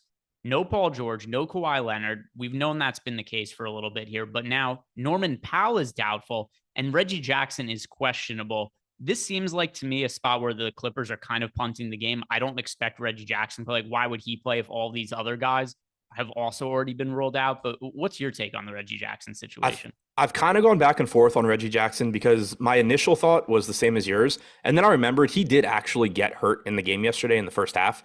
He got fucked up going up for a layup or a dunk, just landed straight on his back. But then he came back in and played the second half. So it did kind of make me think that maybe this is just, as long as his back doesn't act up between now and game time, he's going to go ahead and play. And it's not, a made up injury. But I don't have a good feel for it. John Wall is expected back today. They do have the G League guys up. So there's no reason they can't just give Reggie Jackson the day. Initially, I was going to project this with Jackson out. Now I have him in. I have him basically projected the same as John Wall. I went 28 minutes to Jackson, 24 to Wall. They both look pretty good. And then it's just going to be really easy if Jackson does get ruled out. I'm going to set a rule to only get one of them. And then if Jackson gets ruled out, he's $200 less than Wall. I'm going to be able to pivot him to Wall in most lineups. And then are there any other Clippers guys that are standing out to you? This was obviously a very important value situation last night. I really like Zubats. He didn't play at all in the fourth quarter yesterday. I think that was pretty much just a game flow dependent thing. The Clippers had been losing pretty badly for most of that game. The second unit went on a huge run. They ended up being like plus 19 in the fourth quarter. Zubats just never came back. Diakite played the entire fourth. But Zubats played 28 minutes in 3 quarters. If you give him the 6 minutes that he played to close the first half, if you assume that he's typically getting that in the second half, then you're talking about 34 minutes again. He's been playing a ton of minutes. He gets more opportunities offensively without George and without Leonard. He's only 6,400 on DraftKings. I really like getting to Zubats. I think Terrence Mann is a reasonable value option. But to me, Zubats looks great. I think he should be more than 5% owned. And then if Reggie Jackson is out, get to a lot of John Wall. If Jackson is in, I think just kind of mixing and matching John Wall and Reggie Jackson makes sense because Wall's rates without George or Leonard on the floor this year are absurd, and he's going to produce a lot whenever he's on the floor. And now on the other side of the game, when it comes to the Utah Jazz, they have their injury scenario as well. Rudy Gay remains out. Mike Conley, he's out for at least one more game. Colin Sexton's been starting in his place. And we've seen the minutes look like they're going up for Sexton. So last game, he played a season high 36 and a half minutes for Colin Sexton. And I know a while ago you had talked about this, Adam. There was going to be a point where we were just going to see no minutes restriction at all on Colin Sexton. It looks like that time is now. How does it make him look in tournaments for you? Yeah, so I still went to 32 minutes there. I don't want to get too crazy with it, but he's averaged 30 or 31 in his starts without Conley. We saw the 36 last time out, and we've seen this team in general playing way more minutes. So this is another spot that I just like way more than the field because it just seems like people aren't reacting to the new rotations that Utah's running. It's not just that Jordan Clarkson is playing 36 minutes a game without Conley. It's not just that Sexton's playing 30 to 32. You have Kelly Olynyk averaging 33 minutes per game now. The only starter that hasn't really seen a huge bump in playing time over the last 6 or 7 games is Jared Vanderbilt, and there's good reasons for that. 1, the guy fouls a lot, and 2, he is sort of difficult to have in the closing lineup when Malik Beasley gives you more spacing, and in competitive games or games where you're behind, Beasley's the better offensive piece. So you still have Vanderbilt averaging 24, 25 minutes, but you're getting more playing time from Markkanen. You're getting more from Clarkson. You're getting more from Olynyk. It makes all of those guys, to me, look much better than their price tag suggests, than their ownership suggests. And on FanDuel, they're priced even better than on DraftKings. Yeah, and kind of surprised. I guess maybe I shouldn't be that surprised they aren't more popular because there are other value situations that are just newer, which we see all the time. Everybody sees, oh, SGA's out. Who are we playing from the Thunder? When you forget that there's still a perfectly good value spot in Utah with Mike Conley out, and Colin Sexton. Even if I agree with you, I think it's reasonable to project him for 32 minutes just to be cautious. He could play 36. It's not out of the realm of possibility. He did it last game. So I think Sexton's a really fine looking tournament play. Anything else that you like from Utah? No, just and so I guess to kind of put things in perspective, because I've already said that I really like, Drew and Kyrie and Morant, some other spots. Utah's not on that same level for me. But I do just think across the board, this team looks a little bit better than they're getting credit for. All right. We got a lot of people watching now. If you guys haven't done it yet, just one click of the button does us a whole lot of good. Just like the video, subscribe to the YouTube channel. Those engagements help us out a whole lot, helps us keep the content free. And allows us to reach a bigger audience. So if you haven't liked the video yet, do that for us. We do appreciate it. Let's move on to the Houston Rockets against the Denver Nuggets. And Adam, dare I say, Jalen Green no longer scoring dependent. The assists for the guy, they're there now. He's got a 20% usage or assist percentage for the season now, so definitely trending up. And it's also the way he's done it. Like there's a very clear switch that flipped. If you look at the game November 7th against the Magic, he had 3 assists. The game after that, he had 6 against Toronto. He's averaged 6 basically since then. And his games 6, 6, 7, 6, 5, 4, 5, and then the last 2 games 9 and 7. And the 7 last game was even though he didn't get fourth quarter run due to a blowout. This is real changing stuff for Jalen Green, which we should expect young players to improve. He's been more efficient this month. He has a higher assist rate. So Jalen Green, it's hard to prioritize him on this slate because of all the other options we have. But Jalen Green looks like he's really improving as a real life player and as a fantasy player. Yeah, it's pretty crazy if you just look at the game logs, like you were saying, from the start of the season until or through the November 7th game, the most assists Jalen Green had in a game was 4. In every single game since then, he's had at least 4, and all but one, he's had at least 5. Yeah, and I don't really know exactly. I would be interested if somebody asked him about it in a press conference, be like, yeah, how come you're getting so many more assists now? Because this is clearly something that's changed about their offense, or maybe something just clicked for him.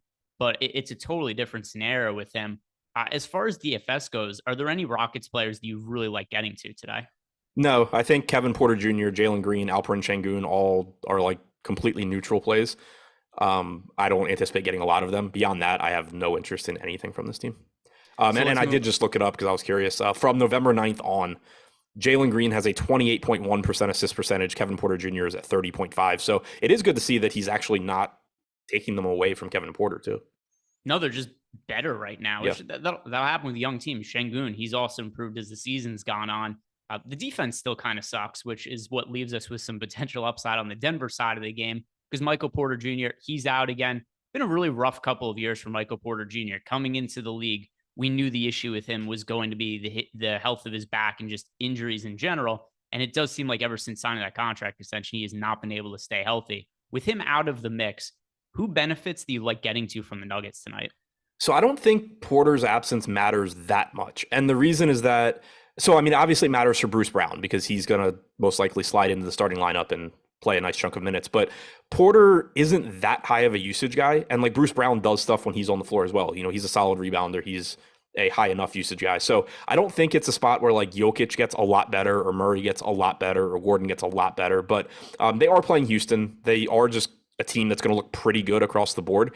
Not a priority team for me, but Jamal Murray at 7,200 certainly looks good. Gordon looks fine. Jokic, if you somehow can get there, sure, but I'm going to be getting to Embiid first. For one, I sort of alluded to it earlier, one reason is that Jokic is averaging 31.1 minutes per game. Part of that is because Denver blows teams out, but there's no guarantee this game's going to be close. So it's tough to, project Jokic for more really than like 32 or 33 minutes. So I'm happy to get there, but I just don't think I'm really going to. But Murray, Gordon, Brown, any KCP, any of those guys are going to look okay, but nothing I'm going to prioritize there. We do have Bones Highland back as well, but on DraftKings, he's 6,600. So even if I give him like 24 minutes off the bench, he's not showing up at that price. So I realized before when you were talking about Jrue Holiday, and I haven't, run any kind of lineups that I'm going to be submitting, but I do make dummy crunches ahead of these shows. I realized one of the reasons that I was not as high on Jrue Holiday as you is Jamal Murray's priced very similarly, and I have a slightly higher projection on Jamal Murray. So Murray, number one, I love the matchup against the Houston Rockets, but something else too with Murray, his usage is way up as long as his minutes. So any kind of restrictions that existed early on in the year with Jamal Murray are well gone. And if you look now at his usage rate over the last, a handful of games that correlates with him not seeing any kind of minutes restriction, he's been around a 30% usage guy. So I like, and you talked me into Jrue Holiday before as well. So he's somebody I'm going to be a little bit higher on than I otherwise was. But I really like Jamal Murray in that same price range. Yeah, I'm with you as far as liking Murray as well. I do have Drew a little bit higher, but it is a great matchup against Houston. If they do manage to keep this game competitive and you really get full minutes from Murray, that's obviously going to look really good as well. I went to 32 minutes on Murray. I have 33 on Holiday, so pretty much the same thing there. Last game, you got 26 minutes from Murray, but he didn't play in the fourth. If he had played, 7 or 8 minutes in the fourth, you're looking at around 32, 33 minutes. So I'm with you as far as liking Murray. I just have Drew a little bit higher. And then as far as Jokic goes in the front court, I mean, obviously he's Jokic. He's always going to project well. It's just what is the opportunity cost of getting to Jokic? I slightly prefer Embiid today. And it's just hard to get exposure to all these pay up guys. So anybody who's rostering Jokic makes a whole lot of sense. I understand why. If I'm paying up for one center, though, I do slightly prefer Embiid. Yeah, same boat for me. It's just a situation where if Jokic breaks the slate, it's not going to be surprising to anybody, but I'm probably also not really going to have him. Couple games left to talk about. The next one, the Indiana Pacers on the road against the Sacramento Kings. And as is the case with pretty much any Kings game, the total is ridiculously high, 242 points, by far the highest total of any game on the slate. Does this make any player stand out to you from the Pacers? I do like the Pacers side here. It's a good matchup for both teams, but I think the pricing on Indiana is a little bit more favorable. Miles Turner is another center that looks really good. He's 7,600, but his playing time has been up recently as well. If you look over his last 10 games, he's averaging like 29 minutes per game. But recently, 35 yesterday or two days ago against the Lakers, 20 in a game that he had 4 fouls against the Clippers, 34 against Brooklyn, 33 against Minnesota, played 26 against Houston, 31 against Charlotte. I feel pretty good about going to 31, 32 minutes for him here. And he's been around a 1.25 fantasy point per minute guy this year. You're getting a good matchup. So he's another center that I think looks really good. Certainly happy to get to Tyrese Halliburton and his 50+% assist percentage. Heald, Mathurin, Jalen Smith all look fine as well. I think Turner and Halliburton are the two I like the most. Have you seen Halliburton's assist to turnover ratio the last 3 games? No. Okay. The most ridiculous thing ever. So last game against the Lakers, Halliburton, 14 assists, 0 turnovers. The game before against the Clippers, 11 assists, 0 turnovers. The game before against the Nets, 15 assists, 0 turnovers. I don't even know how that's possible. No, To have that's 60 insane. assists, what is that? 40 assists over the course of 3 games with 0 turnovers. Just ridiculous stuff from Tyrese Halliburton. This game is going to be really fast paced. So I do think that there's upside with him. Now, on the Kings side of the game, is there anything that's going to be standing out to you from them? Because while I do think that we should have reason to think guys like Sabonis and Fox have upside, the prices are pretty expensive now. Yeah, the pricing here is not as favorable. Sabonis is the guy that stands out the most. 9,200 center only on DraftKings. Should give you around 34 minutes. He's a 1.35 fantasy point per minute guy in what should be a fast-paced game. So I do like him. But again, center is tough. There's a lot of opportunity cost there. If you get to some of the Aaron Fox, that's fine. The problem is just that I'm going to be getting to probably, more Kyrie, more Drew. Malik Monk, 4,900, projects reasonably well. He's averaging about 24 minutes per game over his last 10, but he does have volatile playing time where he can very easily be in a closing lineup over, say, Keegan Murray or Harrison Barnes or Kevin Huerter, any of these guys. And he's over a fantasy point per minute guy this year. So Sabonis, Fox, Monk, I think the ones that I get to first from Sacramento. I will say FanDuel specific with Sabonis, I think he's going way overlooked. So Sabonis Does he has have power forward there? Sorry, what was that? I was asking if he had power forward. Yeah, he's power forward and center on FanDuel. He's $8,800 and only projected for 11% ownership. That's one of my favorite tournament plays on FanDuel. Yeah, I like that. I really like him on DraftKings. It's just that I know at some point, like getting to him is going to mean getting to less Zach Collins or getting to less Nick Claxton or getting to less Miles Turner. And then there's a bunch of other guys that I like, Embiid. So you can only like him so much on DraftKings, even though he looks really good. Having power forward is great. Anything else you want to bring up from the Kings? Nope. All right, let's move on to the final game of the slate. The Portland Trailblazers against the Los Angeles Lakers from Portland. Damian Lillard remains out. He's expected to return over the weekend. But another addition to the injury report, Josh Hart is now questionable. If he is not going to be able to play today, who moves into the starting lineup for him? And does that become a good value option? I assume it's going to be Sharp and probably not. Like, he's not a very good point per minute guy. Little's out as well. Johnson's out. Like, I get it's probably going to be shade on Sharp, but I'm still not going to be that interested. Yeah, I think so. We've seen Sharp make how many starts now? I mean, it's been a few, if I'm not mistaken, from Shaden Sharp. And he was also initially starting in place of Dame, but it didn't go particularly well. So we have seen, yeah, 5 starts from 27 minutes and 14 fantasy points in those starts overall for the year, barely averaging over half a fantasy point per minute. So going to be tough for me to want to get to Shaden Sharp, but who I am going to want to get to is Nurkic. So Nurkic, one thing that we've seen without Damian Lillard in the mix is that just his usage goes up, but also Portland's been letting him play more minutes, which was not the case earlier in the season. And there was a part of me that's like, oh, Drew Eubanks, maybe him being healthy is going to cut into the playing time of Nurkic a little bit. Not really been the case. 32 minutes last night for Nurkic, ended up putting up a really big fantasy game, 34 the game before. I like getting the Nurkic center. It sucks he's a center because there's a lot of centers I like, but he's going to be in the mix. Yeah, I like him too. He's another one that I really like, and it's going to make it tough to just like point to Sabonis and say, "Oh, I'm going to play a ton of him." It does make it a little bit like we've talked about those really popular centers like Collins and like Claxton. While I really like them, I do think there's a case to be made maybe for just mixing in value from other positions and then getting these sort of higher upside centers. But in 9 games this year without Lillard, Nurkic is averaging 1.26 DraftKings points per minute in 31 minutes per game. In the 9 games he's played with Lillard, 1.05 DraftKings points per minute, so 0.2 of a fantasy point per minute less, 27.5 minutes per game, so like 3.5 minutes less. And the reason there is that they like closing with Winslow over Nurkic when the team is fully healthy. But if Winslow's playing the Damian Lillard minutes, then obviously he's not closing for Nurkic, and those minutes are there for him. So let's close this out now by talking about the Lakers and the Lakers. LeBron James finally healthy. And actually, nobody listed as questionable. LeBron is probable. Anthony Davis is probable. Are you prioritizing either LeBron or AD or any other players from Los Angeles? Nope, this is one of the least appealing teams on the slate. Excellent, because that is going to be what we could close on. Would anything, Troy, we'll just bring it up to make sure we dot all our I's and cross our T's. Troy Brown Jr. is questionable. Would his absence mean anything? No. All right. That is going to do it for us today, guys. Thank you very much for watching. Like the video, subscribe to the YouTube channel. Also, don't go anywhere. Live Before Lock is next. Josh Engleman, Eric Lindquist. So stick around and watch them.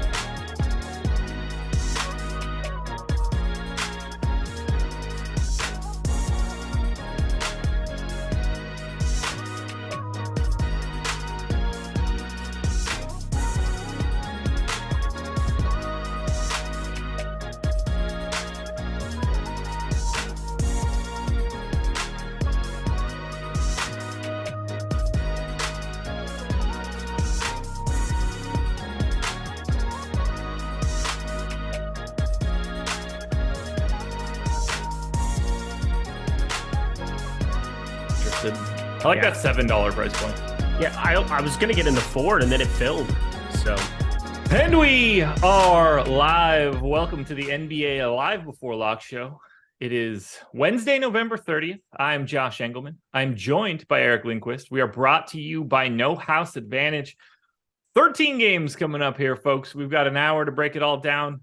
Tons of Q tags still just hanging out there in the breeze. It's an absolutely ridiculous slate. We've already had some nonsense to start. I expect it to continue. So you are in the right place. All 2,670 of you, hit that like button if you haven't done it already. That helps us a ton. Let's run that number right up over 500 to start the show off the right way.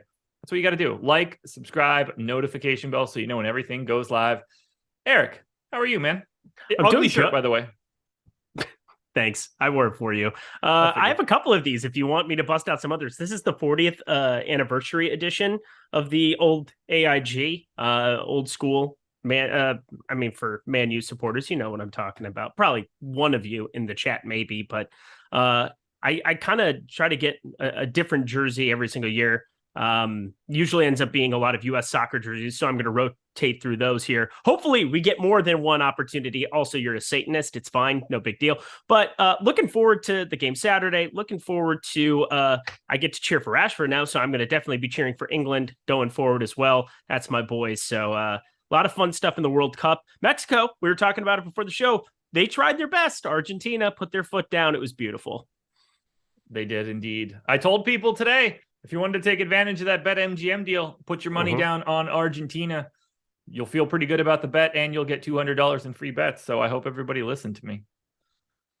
Good idea. Not that that was like a hot take. It's Argentina. They're really good. Yeah. No. Well, I will say this. Last night, doing Lindy's Leans Likes Locks, I was talking about Tunisia and just basically the matchup index of the two. And then they're starting 11, 0 starters. I don't know if I've ever seen that in a World Cup. They played every single player who nobody had appeared in a match yet on their starting 11. And then they did some like sets at the end where they brought in Griezmann, they brought in Mbappe, they brought in a couple of other people, but that starting 11 was abysmal. You could have gotten some value on Tunisia, but it's Tunisia. I wasn't ever going to do that. I love, it's hard to want to go to Tunisia for anything. That's not a hot take. I'll be honest. I don't know a single thing about Tunisia as a country. It's in North Africa, right? I think that's the one thing I know. I'm not Ben. Tunisia. If I were Ben. Yes. Okay, now we're talking. I did that yesterday on the show when we brought it up live, and it just started. It was probably the thing I've gotten the most props for in my life, so I thought I'd run it back quick. That's one of my all-time favorite songs. Is it really? Yeah. Just because it was really popular when I graduated high school, and I just remember listening to it at the beach for our senior week, like pretty aggressively. And we had a girl whose name, like, oh God, I wish I could remember it. And I definitely don't want to like out her. Not that I didn't know this girl at all. I just know that she went to my high school. She had a name that like fit into two of the names like in a row really easily. First name, last name. And it's like burned into my brain anytime you get to that part of the song. Like I don't know the two real names that are said in that track any longer. Because all right, here you go. You ready? You ready? You ready for it? God, are you going to really do this? Yeah. Shamika, Keisha, Tara, Shonda, Sabrina, Krista, Doronda. No? Can you do all of the DMX ones?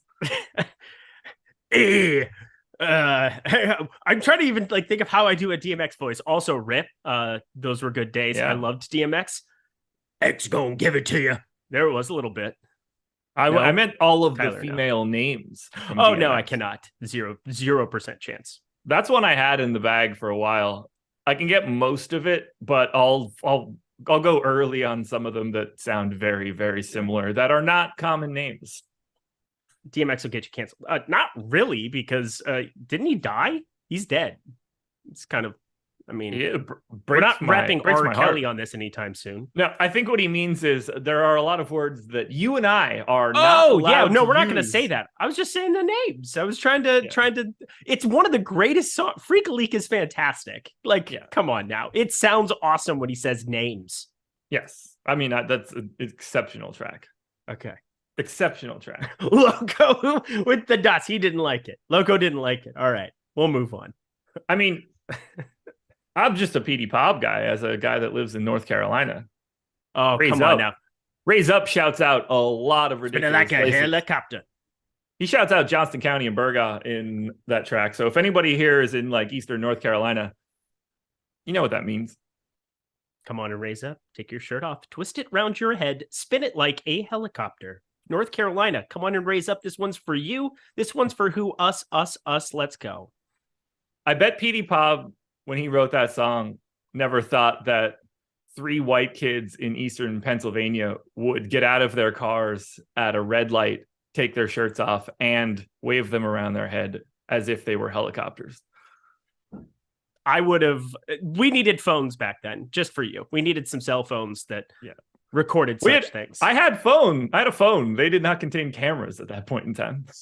Man, this is a very divided chat. We have half the people pretty impressed and the other half very much not. But also, that was a good way to kill 9 minutes before a show starts. Yeah, chat's going right now. I'm trying to catch up with it a lot. We're getting yelled at. Going on. We're getting yelled at for talking about Petey Pablo and not J. Cole. Apologies for my bad. Yeah, Guy, I'm in Porter's Neck, man. You are not far away from me. My wife drives through Hampstead every other day to go to the barn to ride the horse, which sounds weirder when I say it out loud, but it is a legitimate horse. You want to talk guards? Oh, man. Sure. I agree. 17's a nightmare. I try not to go on 17 at all. I need that bypass, man. Through 17 in Wilmington. It's not important. Let's talk guards. That's just going to be. It's just going to be. You want to talk segues? I mean, they're fun. No, but I don't. The segue that you put, whatever. It's okay. Have you ridden a Segway? I have. It's a weird experience. It is. It feels like you're going to fall over constantly, and then you just don't.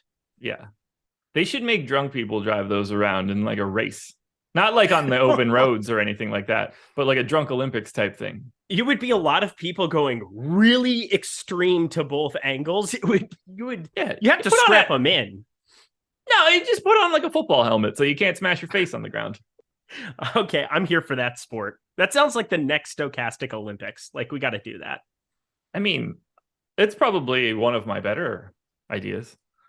Who are your favorite guard plays for today? What's the best stuff out there at guard? I hate this slate so much. I'm playing 30 lineups. It's so hard. You're going to have to just deal with some of these OKC slates this season. I don't know how you don't play a lot of Trey Mann and Josh Giddey. Josh Giddey, I like infinitely more. I do think we might get some pieces from the Clippers. I know that they had a lot of guys in the rotation last night, but we'll be paying close attention there. So many missing pieces, some cheap pieces that we can get to there. You have Noel there at 3,900. I don't have to play a ton of Trey Mann because I just don't know if he gets those kind of guaranteed minutes. We've seen anywhere from 12 to 36 minutes here in spots for guys like him, guys like Pokashevsky. This entire OKC rotation is going to be ridiculous. And yeah, you remove SGA and it's open season. At least you got to feel somewhat good about Trey Mann starting. Once we get that news, I'll feel a lot better, but there's nothing stopping Aaron Wiggins from pulling extra minutes or Isaiah Joe out of the middle of nowhere pulling extra minutes. They do it all the time. So this slate is really gross because you got to play some of these guys. Josh Giddey, though, I think he is firmly the best play on the entire slate at guard. So yeah, we'll start with him. I completely agree. The ownership is there. I like him very slightly less on FanDuel than I do on DraftKings. On DraftKings at 6,700, it's really a no-brainer for me. The ownership is completely warranted. He's the highest guard in my boom ratings. Trey Mann is second. I expect that ownership to climb a little bit once we get a little bit more news. And then, the other guys that are pulling a bunch of ownership, Anthony Edwards, Kyrie Irving, D'Angelo Russell, Jalen Noel, Jose Alvarado. I think all of their ownership is purely warranted. You were getting either new roles or guys out or their prices are just wrong. Who are some of the guys that are pulling ownership at guard that you're a little less excited about? So I'm a little less excited. So Jalen Noel, 3,900. I'm actually, they're going to need offense. No Cat. He's been playing more and more. And that usage has been ridiculous off the bench now. The 24 minutes, I thought he was a terrible play at 3,100.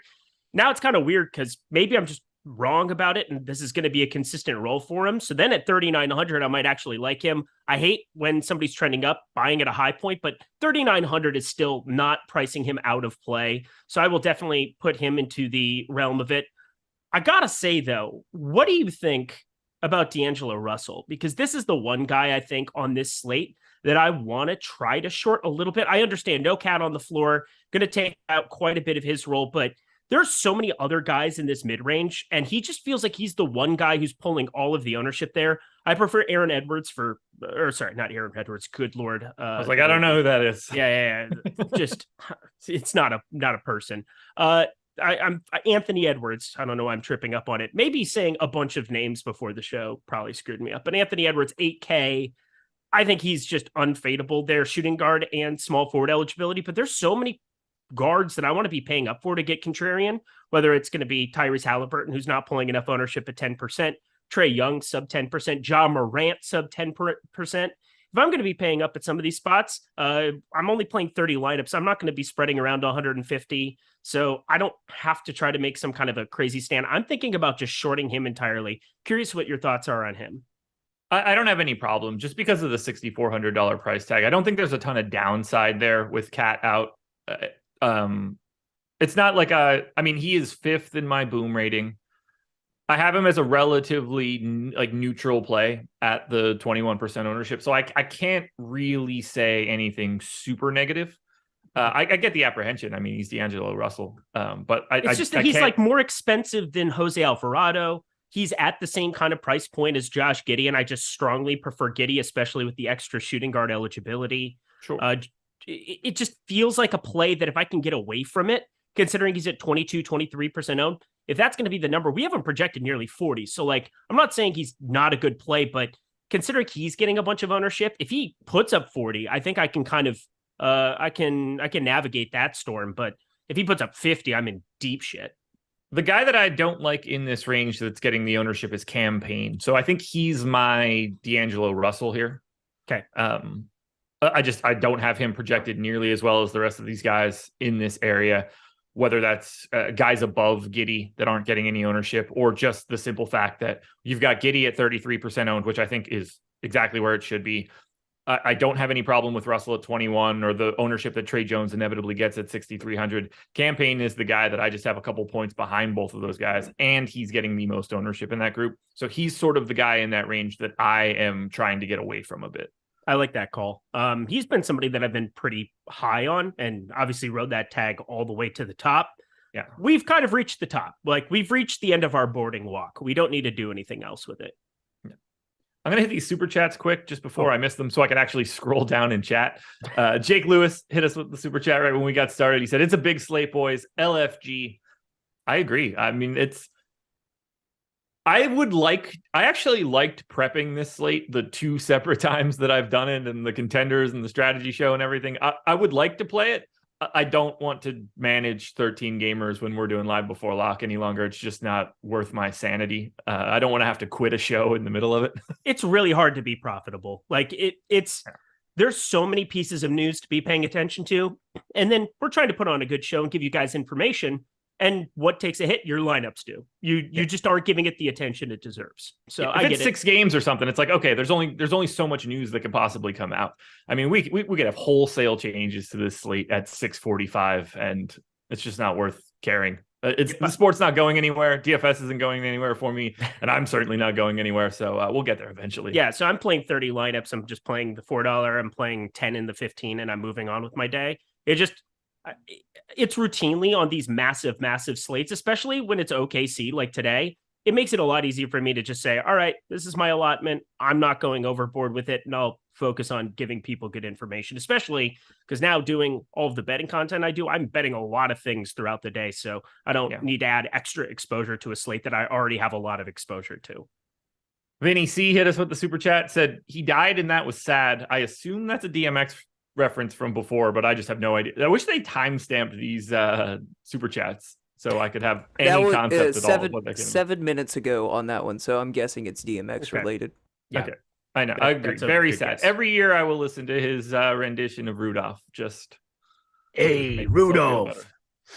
Oh, I know Rudolph. Oh, I know him. He said, I know 0% about soccer, but took second in a contest today and 1 through 5 a few days ago. Appreciate what you guys and what you do. Dude, that's awesome. Congratulations. That's the sort of the point. You can find yourself being profitable and good in sports that you don't necessarily know by just simply relying on the data and not allowing your like pre-made biases to mess up your thought process. I think that's part of the reason why, even though he doesn't play it as much because of the NBA, Adam found a lot of success in the NHL because he doesn't know anything about the NHL. He just knows how to manipulate data. It's important. And college football. Don't forget that. He's had a really good run at college football. I won 2 25K FanDuel tournaments during NHL for the last 2 All-Star breaks, which is weird. Also, just the tickets are on FanDuel. They always overlay for NHL, and then you always have that entire week off. And there comes a day when you're just like, thank God I have all these tickets, and then you just smash. It's pretty great. You just have stacking and correlation, and every DFS sport has different nuances, but it's the same thing. We're trying to find what the public is not doing a lot of the time.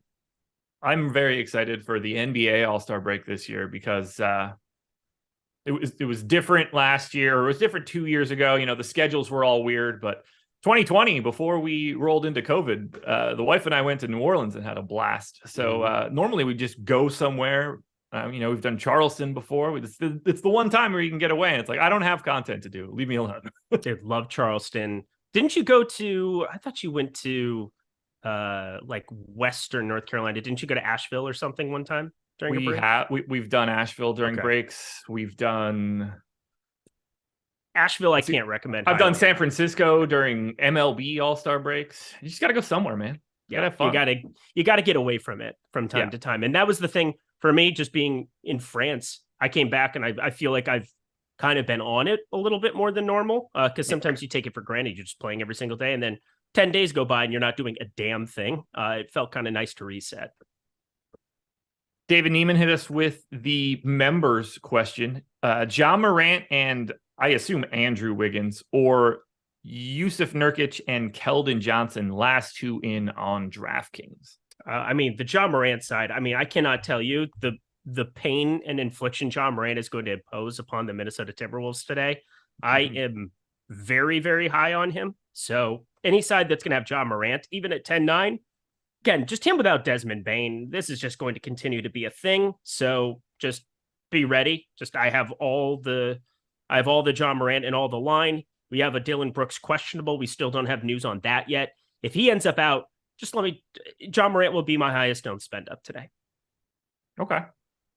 As I look at it, just using, it can't be Andrew Wiggins. It's got to be the Oklahoma City Wiggins. Andrew Wiggins. Got to be the Aaron Wiggins. Yeah.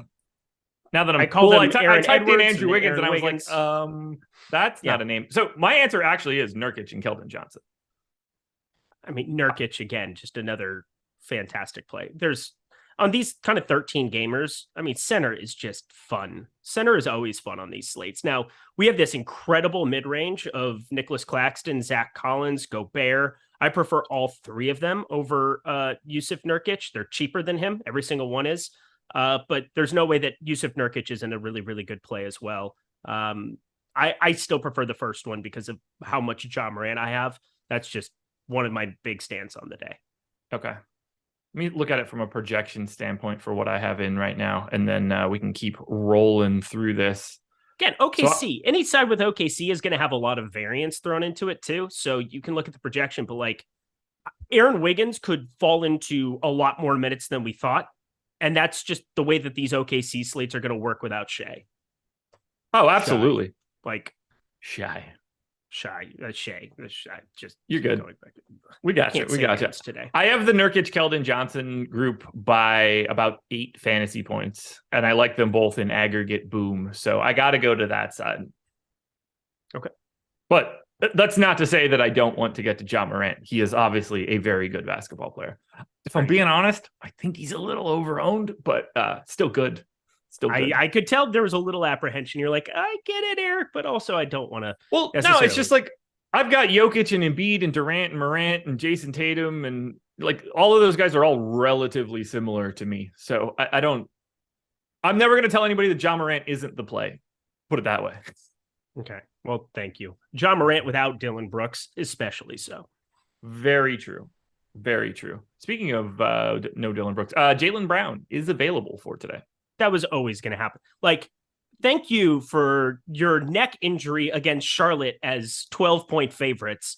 Like, way to really sell that one. It was always going to be Tatum played the front end of the back-to-back, played the second end of it. Jaylen Brown played on Sunday.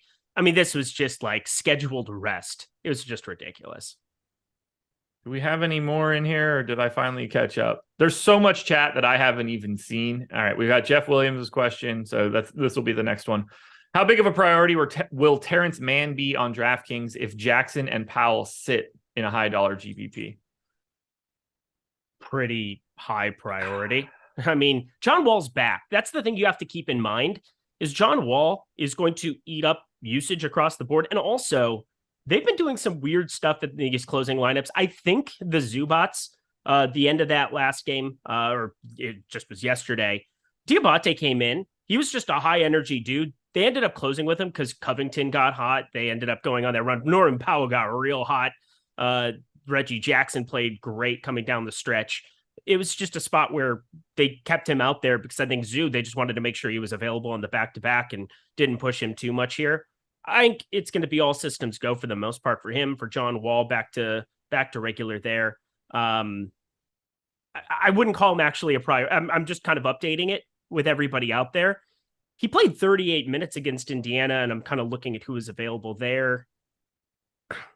He'd just be okay. 4,700, normally you'd say, oh, well, Terrence Mann, he's a phenomenal play there. I don't know. 4,800 yesterday. It was a 3-game slate. A lot different when you get to these 13 gamers and you have value that's already existent in OKC that's cheaper. I think he's going to be a really good play. It all depends on when you get that news. Like, he's clearly good. He's obviously going to get a bump. The minutes become very, very firm. It'd be a pivot that I would be like trying to make, but you're also in a field where everybody else is pretty sharp about making that late swap. That said, like, if you end up with him, you should be happy about it. Yeah, I'm always going to advocate for late swap. It's the thing I probably talk about the most when it comes to trying to build out my lineups. But this doesn't feel like something I need to be prioritizing. Like Terrence Mann, can he erupt? We've seen it forever alongside Paul George at times in the playoffs. He sent Donovan Mitchell packing that one year. He's just like, oh, I can't believe we lost to Terrence Mann. Well, yeah, you did. You might want to guard guys in the NBA rather than just stand around. But Terrence Mann, he'd just be like a good play. I don't think he would be something I would be going out of my way to jam. Okay. Patrick Datz with the super chat. I'm going to probably whiff on whatever the name of this course is. Oh my God. Eric, after dumping 4 balls in the water on 7 at Wiener. Oh my God. Am I correct there? So this is Patrick Datz. This was my assistant college golf coach at Iowa State. Oh, okay. Yeah. Patrick Datz, shout out the great. I think he's down in Texas now, but he was my assistant golf coach at Iowa State. I only got him for half a year, unfortunately, because we had a lot of younger kids that were really, really good. And I was coming off of having a hurt wrist the year before and just sucked overall. I'll just call it what it was. Didn't really find my game till I got to California, but good people. What are you hitting the lock button on if you had to? Josh Giddey. That's the answer. There we go. Long answer, but that's my boy Patrick Datz. Hope you're doing well, my guy. I like it. I wish I had him for more than half a semester. That would have been amazing. We had a new coach my senior year. Gotcha. Anything else for guards? We're a half hour in. How? Well, I guess freak a leak. That'll do it. Yeah, we spent 10 minutes on rappers. That's probably not the essential content. Can we talk about the big news of the day? Christy McVie? Just Fleetwood Mac passed away? Come on now. She passed away today. That Fleetwood Mac. So the Killers, Fleetwood Mac, 1, 2 in some order. I don't know, but I just love them both so much. Was she Fleetwood or Mac? She was McVie. So she was the Mac part of it. Okay. Yeah. They combined Mick Fleetwood and Christine McVie. And then John McVie was her husband at the time. They got divorced. Whatever. It's a whole thing. She passed away. She sings Songbird. It's a beautiful song.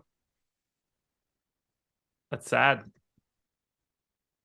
I like that Tyler had some recognition for that. Shout out Tyler Zander, the cultured college station, Tyler Zander. Dude, my top artist was Tupac, she was like 80? followed by George Strait. Yeah, she was 80. It's not the saddest thing. Like, she lived a great life. Like, wasn't I know, tragic. but it happened very, very quickly. She would have got drafted in my death pool. How old am I? 35. She would. Wait, what did you just say? I said she would have got drafted in my death pool. I probably would have known who she was if that still existed. You just do things to make me uncomfortable on these shows. That's literally what you've been sent here to do by whomever. Make Eric as uncomfortable as possible. I thought Greg was bad. You make me very uncomfortable from time to time. I don't know how to reply to that. I put so much work into that death pool. You have no idea, man. No idea. Who was the number one pick? It depends. We did it for a couple of years.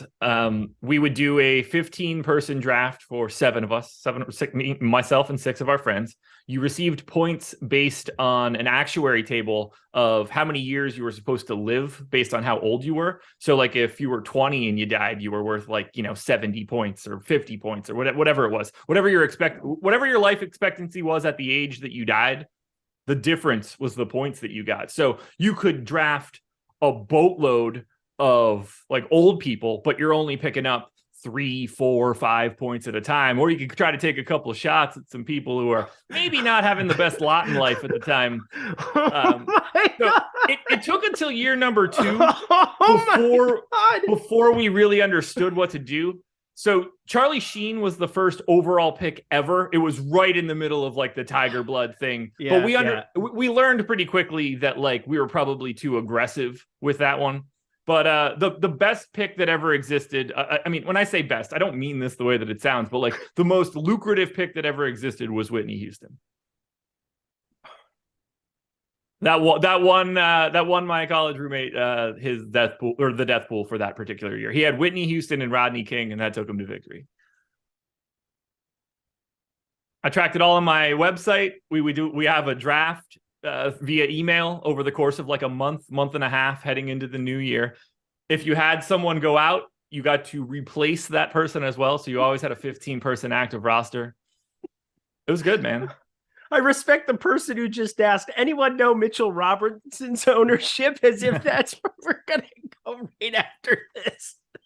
Well, what we should do quickly is talk about No House Advantage. They are the presenting sponsor of this show. I bet they're thrilled with everything that's been going on thus far. No House Advantage, by the way, if you want to sign up there's a link in the description. Make a deposit. You'll get up to $50 on that deposit. So you'll have, let's just say, $100 to start with. They're running the NBA 15K slam dunk tonight. So you're going to have to pick player props, over-unders, that points, rebounds, assists, maybe some combinations of those things. If you do that, you rank them on a confidence interval. 10 points for your favorite, the 9, 8, 7, you work your way down.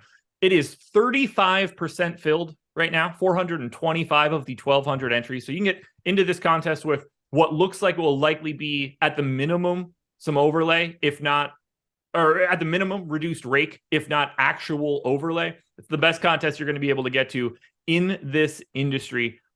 And we can help you out there. Stokastic.com has projections for No House Advantage. Every prop that's on the site is evaluated. We give percentage chances of going over or under. I think that's pretty interesting to anybody that wants to play. Or if you want to be super lazy about it, we have No House Advantage optimal lineups where you could just take what we've already generated and put them in, and you don't even have to think about it. That's probably the best method, unless you actually care. Feel free. You should just use our tools. They're exceptional. But if you just want to get your action in because there's some overlay here, your best bet is to just scoop up our optimal lineups and hopefully print some money, folks. I think we could probably get to forwards now. We did such a great job with an in-depth analysis of guard. I like Tyrese Halliburton as well. I'm just going to do this super, super quick just because I know that we were hit it. or whatever else. Yeah, so I want to play as much Tyrese Halliburton and Domantas Sabonis, and I love that game environment here for Indiana Sacramento. It's been bet up to a 242.5 total. Take that for what it is. The prices have continued going up for them because they've been just exceptional. 40 assists, 0 turnovers for Tyrese Halliburton. He's got over a 50% assist rate. He's John Stockton-esque right now at the moment in terms of that. There's no other comp other than him that you would basically say in terms of that assist rate. I love getting to that game environment.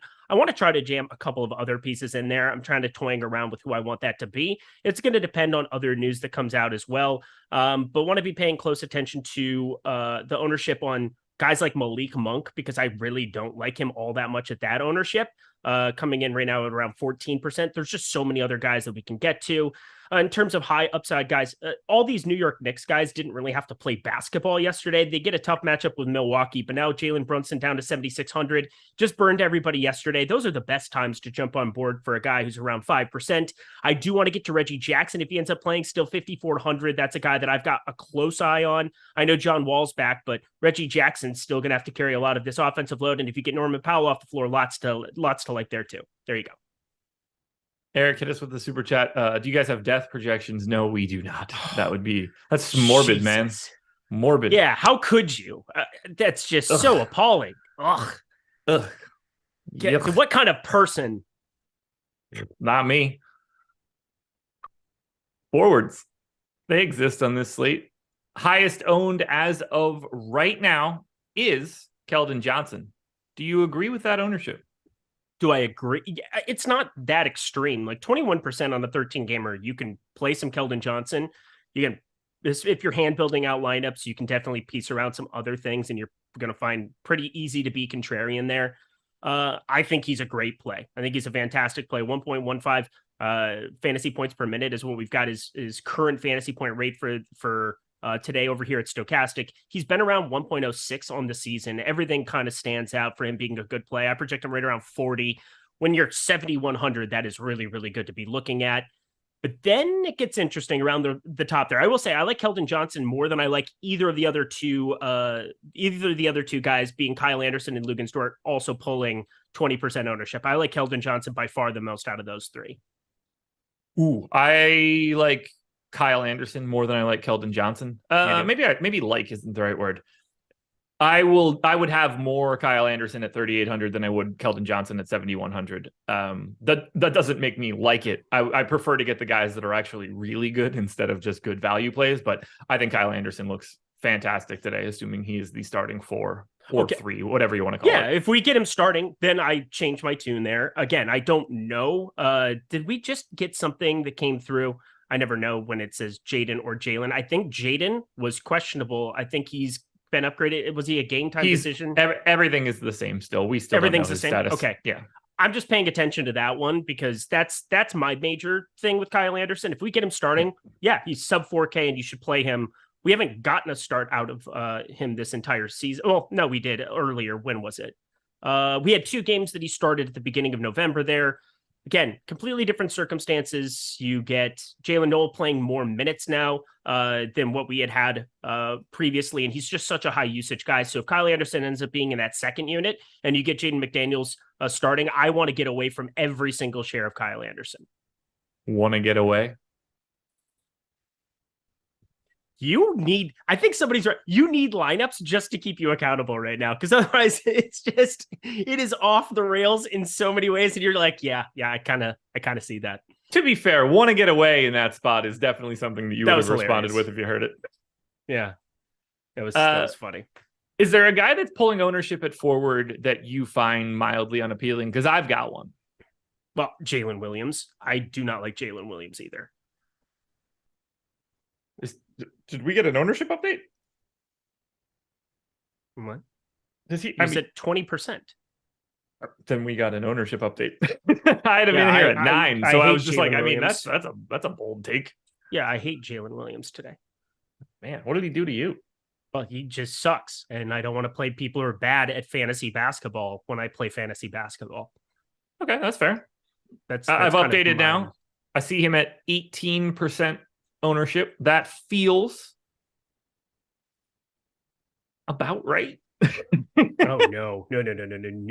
We want to be under that. We want to be under a guy who is under a 0.8 fantasy point per minute play, who, again, you have to take these OKC slates for what they are. You're going to see some very inconsistent minutes. And when you get a guy like Jalen Williams up to 20%, when you get a guy like Luguentz Dort up to 5,400, like, there are a lot of ways that this doesn't go well. I have to say Pokashevsky is the one guy that I'm not willing to fade whatsoever out of any of these OKC values. Because if you get 29, 30 minutes out of him, he can do such a prominent thing from a fantasy point per minute perspective. But like, how many minutes do you have to project Jalen Williams for today to really actually like him and feel like, oh, I missed the boat on it? I feel like 34 would be the barometer where I'm like, I've made an egregious error by not playing Jalen Williams today. I think he's mostly properly owned at 18. My guy was Herb Jones. Oh, there you go. I don't have a lot of him, so that's fine. I have like 6%.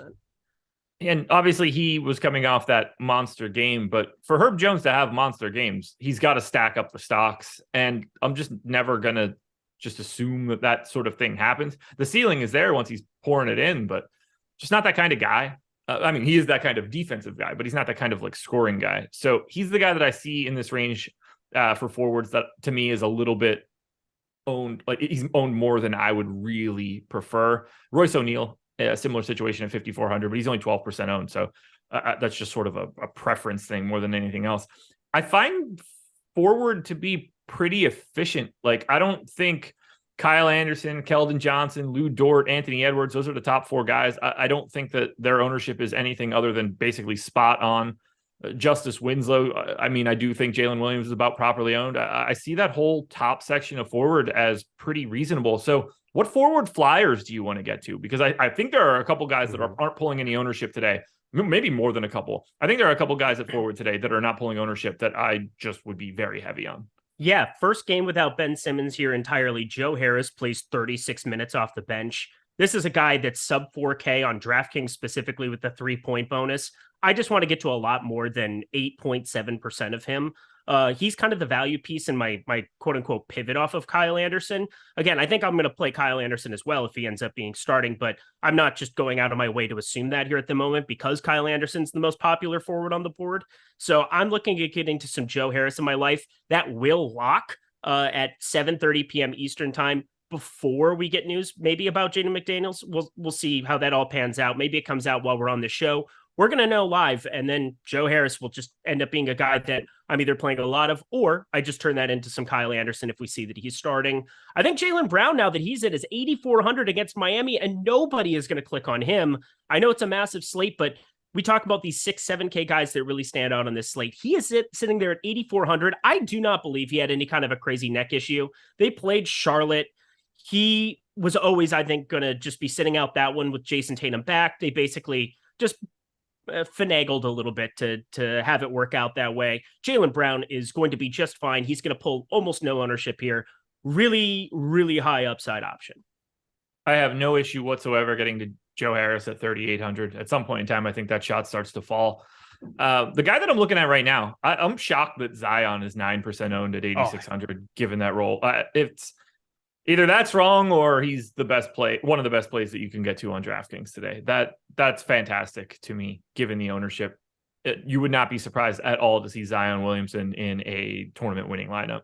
I think Lauri Markkanen is underrepresented at 4% as well, 7,900. Just a guy with a bigger ceiling for that 8K price tag. The minutes have been up with Mike Conley out. Everybody's role is sort of taken a little bit of a bump as well. So those are two guys that have like real NBA pulses that you can get to that aren't pulling all that much ownership. And there are a bunch of them that I think are viable if you really want to go that direction. Guys like you mentioned, Jaylen Brown, I'd be fine going there. I'll mention Jalen Smith forever at 4,500 because it's just every once in a while he's going to play 28 minutes. And when he does, he's a fantasy point per minute guy.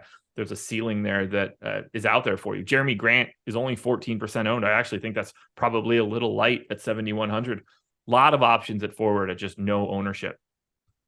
Yeah, it's a really good spot for a lot of those guys. We have so many that we could just list off at the spot. I will say, out of the OKC guys, I like Pokashevsky the most just because of what that upside could be. I like Dort the least at 5,400 there. Actually, no, that's not true. I like Jalen Williams the least. I'm still just absolutely not there.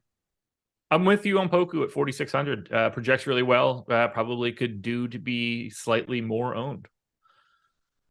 Joseph C wants to know FanDuel Cash top 5 players to get to. Zach Collins and Josh Giddey for sure. Keldon Johnson is probably 3. Lou Dort is probably 4. I would love to get to Kyrie just because I think he's the best play on FanDuel today. John Morant, probably the best pay up option that you can get to. That would be 5. He's going to be very popular over there. 10K flat, I believe, was his number. I'm not playing FanDuel, but I looked at it earlier because I was like, oh, I'll enter contest, and then saw it was $9 for the price point. It might overlay, actually. I was thinking it might while we're on it. It is up to 46. It's probably not going to overlay. It's probably going to just barely. We have 17 minutes. It's not going to fill. I'll put it that way. What just happened here? I got to undo that. That shouldn't have happened. So, saved you on that one, SMP. Don't know why you got popped there. Whoa. Anything else? No, never does. Go. Big fan. Process guy. We stick together. Mm-hmm. Do you have anything else that you want to touch on at forward today? Not really. I mean, if you ever wanted to play, like, the one thing that's nobody's going to be doing today is paying up at forward. Like, you have Giannis, Durant, Tatum, LeBron, nobody pulling in any ownership. But as you said, Zion projects so well. Jaylen Brown is 8,400. He projects out really well for me. Kyle Kuzma, even Anthony Edwards for sure. I mean, these 7 and 8K guys are just so strong that it's hard for me to get up to the top whatsoever. But if you're playing 150 lineups, there's definitely a lot of reason to try to still force in some of those OKC cheapies. Maybe some of them end up working out for you. Somebody's going to work out for OKC that we don't expect. Like, that's just kind of what it is when you don't have SGA and all of his productivity on the floor. But I'm not going out of my way on this kind of a slate to go stars and scrubs. Okay. Let us quickly then talk about BetMGM before we move on any further for the home stretch for the final 15 minutes of live before lock. But we're going another half hour after that. We're not going anywhere, but we want to get all the way up until 7 p.m. first. Then we have a little bit of breathing room. So for BetMGM, 1, you got to be in a legal betting state. That should be obvious enough. 2, you got to be new to BetMGM. That should also be relatively obvious for you guys. But here's the deal. Click the link in the description. Maybe you'll see it pop up in chat. Head on over. Put down $10 on one of the World Cup matches. I'm looking at what we've got going on for tomorrow. If you want to feel really safe, you'll take Spain. Make yourself feel pretty good. If you want to get a little squirrely and you want to just take a run at, like, you can go to Germany. That's going to be a cakewalk. That one will be ultra safe, but you're going to win like a penny on that bet. Ultimately, my recommendation, just go to Spain. Feel pretty good about it. The result of that bet, I hope you win it. It's not really all that important because you're just going to get $200 in free bets from BetMGM. That is what is going to happen, whether you win that bet or lose that bet. I hope you win it. It would be great, but you're going to get $200 in free bets, and that should be what you're looking for. It's an absolute no-brainer whatsoever to just get $200 in free bets to start off your bankroll at BetMGM. So take advantage. Link in the description. Centers. The most abundant position in the world. I feel like there are 9 million center plays today. Who is your favorite? If I had to just play one and you only gave me one, how do we not like Zach Collins the most? 3,500. It's him or Nicholas Claxton. Rudy Gobert is going to get a bazillion rebounds. Is that going to sway it for you a little bit? But like, Zach Collins is 4,500 against OKC.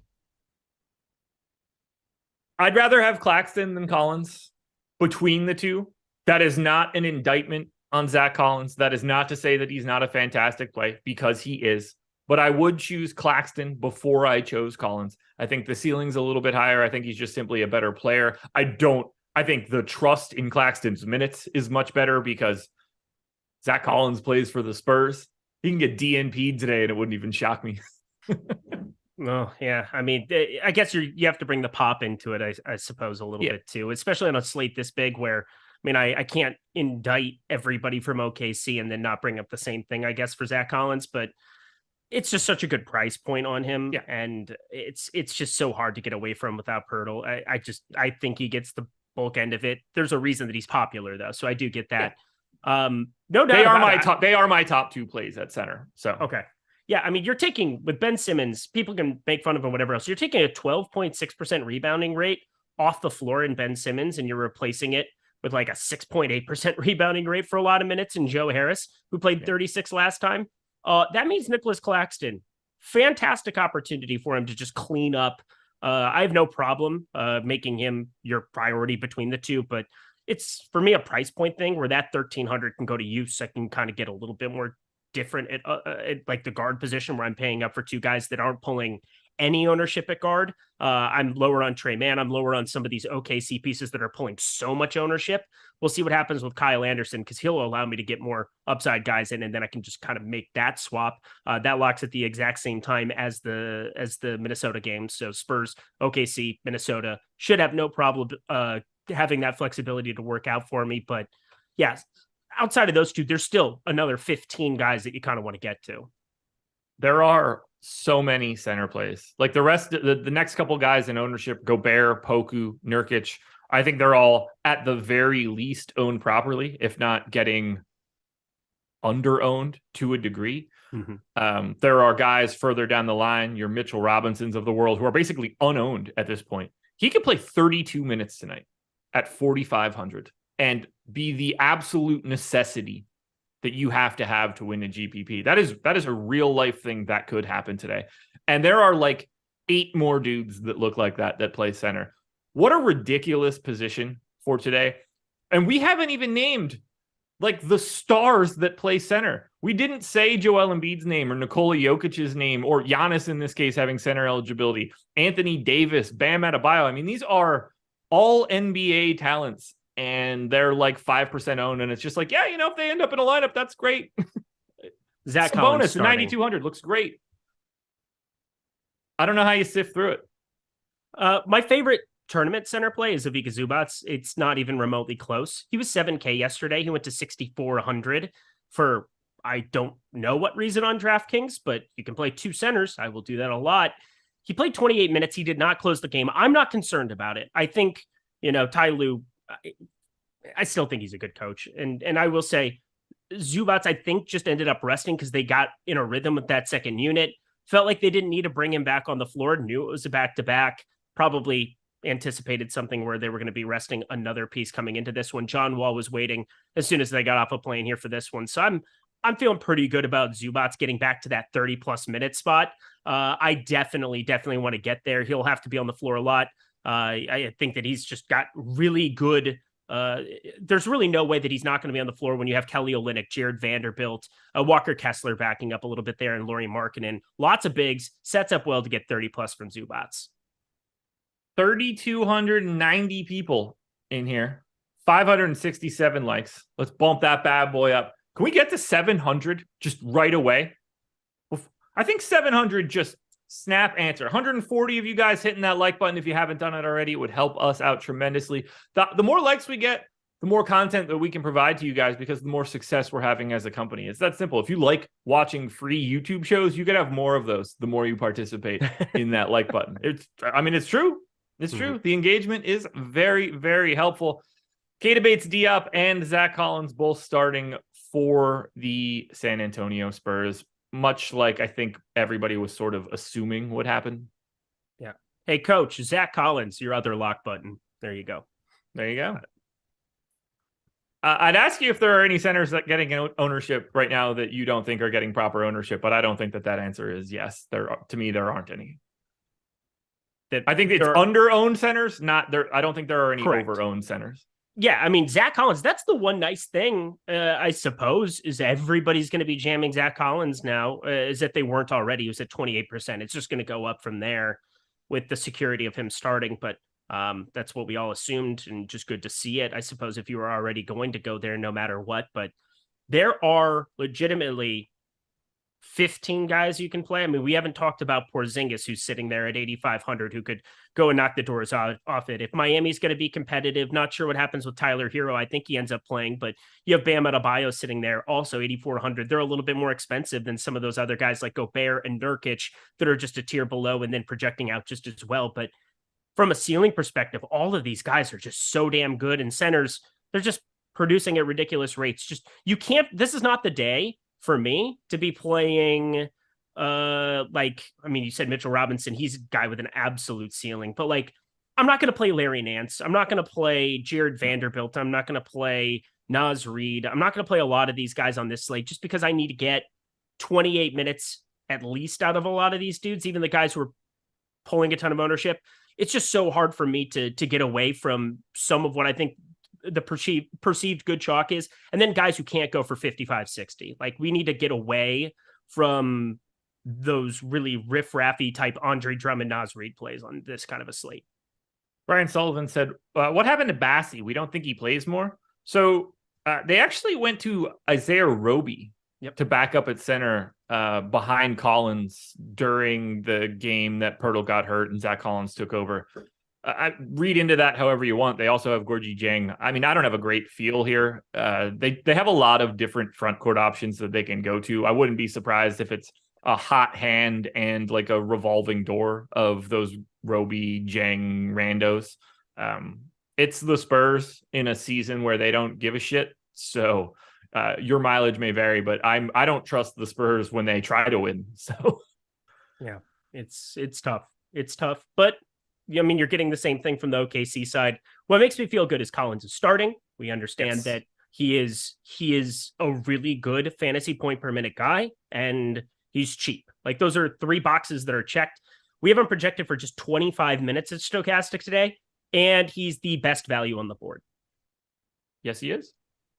Incredible point per dollar play today, given his role. Somebody just asked about Bol compared to Grant and Keldon. They are not on the same stratosphere, and I'm a Bol stan. I enjoy him from a basketball perspective. He's ridiculously weird to watch, but absolutely not. Like, do not play Bol today. 7,200 on DraftKings, unowned as of right now, and I think that's like the proper ownership. He could have a big day, obviously, but like, that's a big time price tag, and the opportunity cost to wasting that 7,200. I mean, it's like, if you had Evan Mobley and you were like, oh, this is the one spot I can pivot, and I have an extra $100. Should I switch to Bol and get a little bit less ownership? Maybe, but I just think that there are like 25 different guys that are better options than Bol for today. Man, we are already at 6:55. Do you have your lineups? How did we do 55 minutes worth of a show in 5 minutes? It's insane. I have no idea. And we got the 700 likes. Oh, chat's great. Go us. Great people. You guys are great. Trey Mann is up to 33%, and I have 10. Great. This is going to be a fun slate.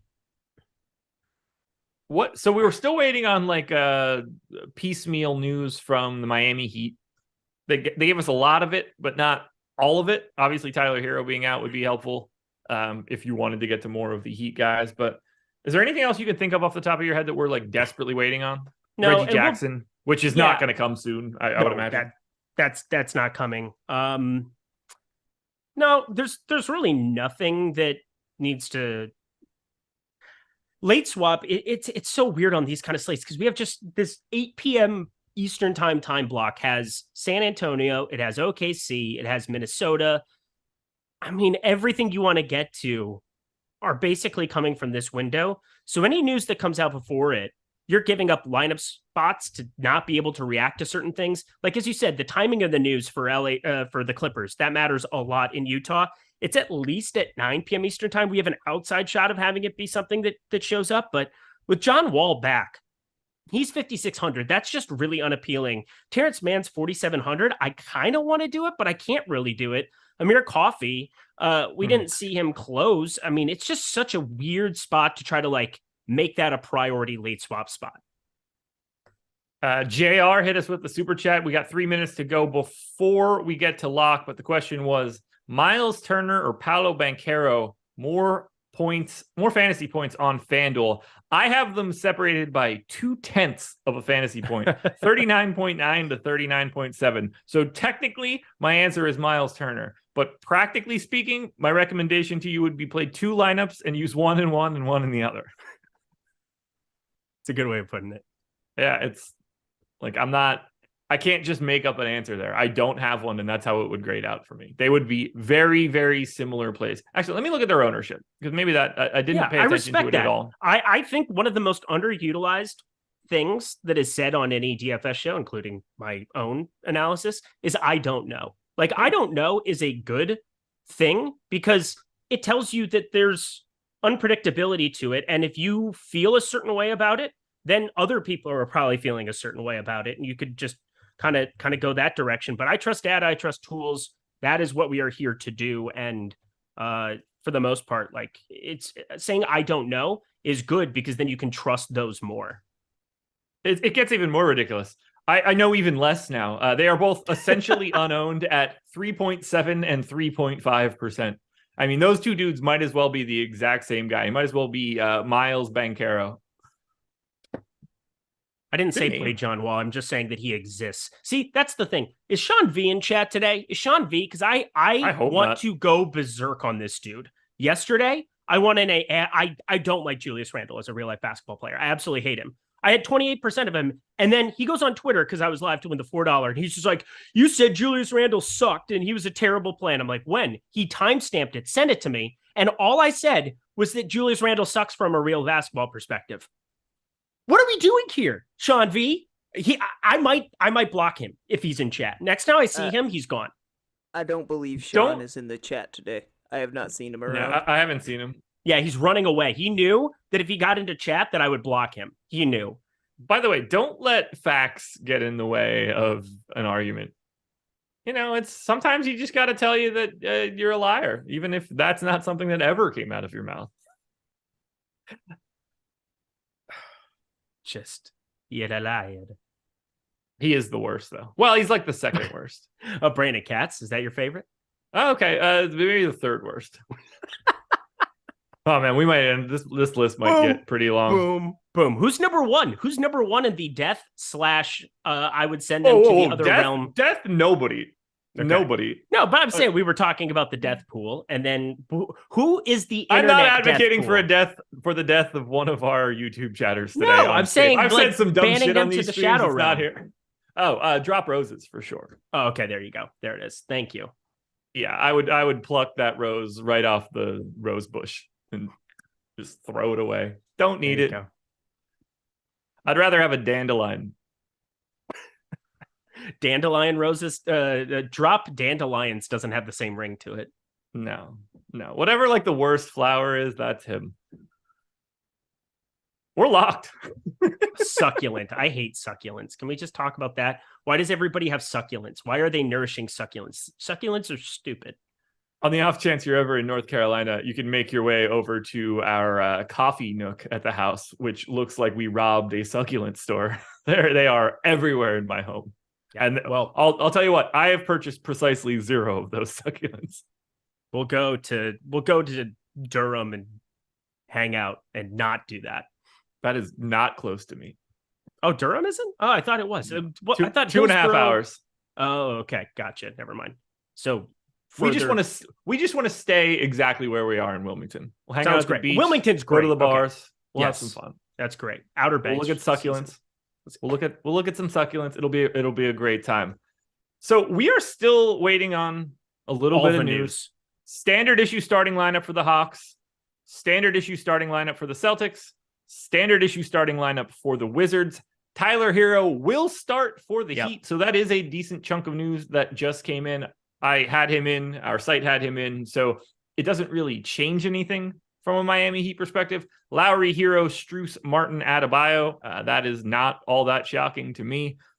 So now we're sort of just in a holding pattern, waiting for whatever else comes in or just reacting to the ownership of games that are already on. I want some Tyler Hero. Go for it. 7,200, 39, 40 minutes. This kind of goes into that threshold of a guy that, again, he just had everybody. He's got the Q tag next to him. He's 7,200. He's facing Boston. But Boston hasn't been very good defensively. They've been 17th in adjusted defensive rating. They're only playing at the 18th fastest pace, so fewer possessions than you'd like. They've been number 1 in adjusted offensive rating. They're 10-point favorites, but 7,200 for a guy that, if it's competitive, is playing 38, 40 minutes perhaps. That is very, very appealing to me at a 1.08 fantasy point per minute rating that he's had this season. That is nice. And no Jimmy Butler on the floor. Yeah, at 5% ownership, I think he looks really nice as a GPP play on DraftKings. If you wanted to get off of like Jordan Clarkson in a similar area, same price tag, I have these guys separated by 0.07 fantasy points per minute. Or sorry, not fantasy points per minute, fantasy points. And that's a 4-to-1 ownership difference. Duncan Robinson available to play. I didn't expect that. Everybody is available to play for Miami. That sucks. Jake LaRavia officially out. Irving, Harris, O'Neal, Durant, Claxton, your starting lineup for the Nets. So exactly what we were expecting there. I don't think about Duncan Robinson as much as I should. I had him in for 15 minutes already. So you did. Good for you. I did not. Jamal Cain available to play. Haywood Highsmith available to play. Nikola Jovic available to play. A couple of those guys I didn't have in. That's for sure. Yeah, that's. I mean, the Duncan Robinson thing might take a little off the top from Hero. Because no, it won't. He's played 38. Yeah, we're gonna be fine. I'm gonna just play a tiny bit. It's not like I need to get much to. I mean, he's at 6%. Yeah, I'm gonna be just fine getting to like 9-10% Tyler Hero. They just do not like him any longer. I mean, it probably doesn't help that his primary skill doesn't exist the same way that it used to. Well, you got a bit of Joe Harris disease, but not as bad. He's got RJ Barrett disease, but from the right side of his hand. Now, RJ Barrett's never had it. There's the difference. RJ Barrett had it for a year. He had it in the second. Let me find his second year numbers, because his second year he shot the doors off of it. I mean, 40%. That compared to his career average of what? Right. RJ Barrett. Why is this being so slow on my end today?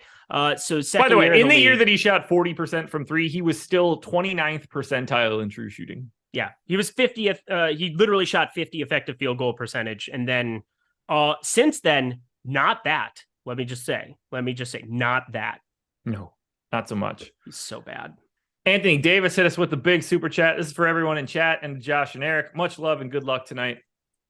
Appreciate you, my dude. Try not to get hurt tonight. Oh, wait, that's not the Lakers Anthony Davis. My bad. Oh, my bad. Thought it was. You just went to the locker room after you said that about him. He did. Look, I think people overreact to him going to the locker room a lot. I mean, I bet the locker room's really nice to hang out in.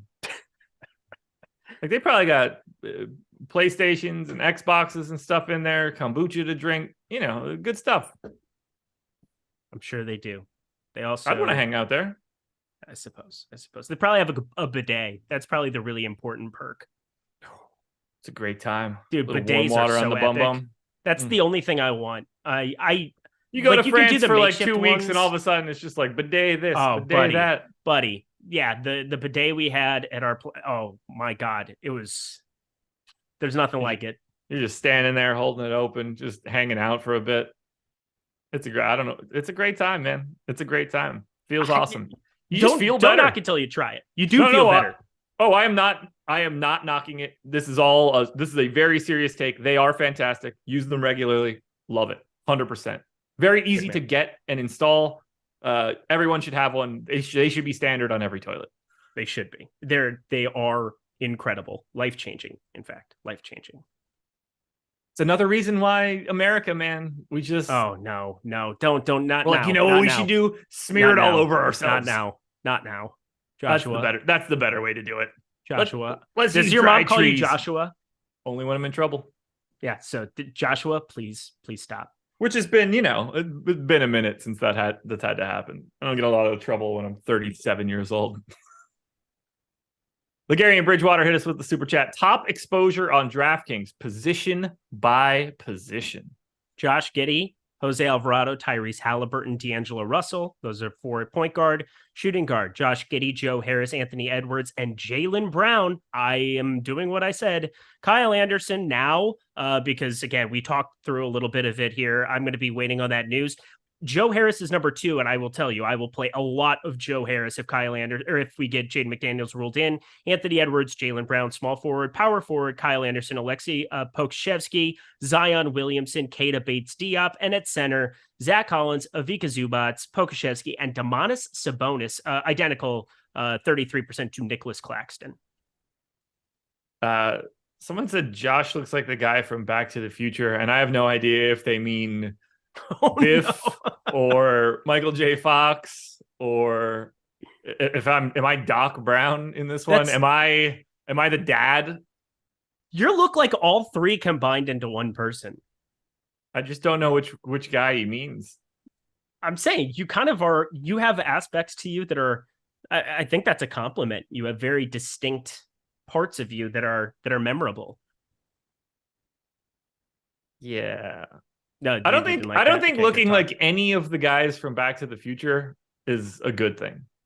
Yeah. Michael J. Fox, I don't think of him being like, he wasn't like a sex icon back in the day. No, he's just a little tiny little guy. Just a little guy. Yeah, no. I want to be more like Adam. Yeah, I don't know. I guess I want to be Biff if I can get the damn almanac. Yeah, no kidding. I probably would be Biff if we're being perfectly honest. I would get that almanac and go back and really just use it to my advantage. Or to be like Hot Tub Time Machine, I'd go back and I'd have Lugal.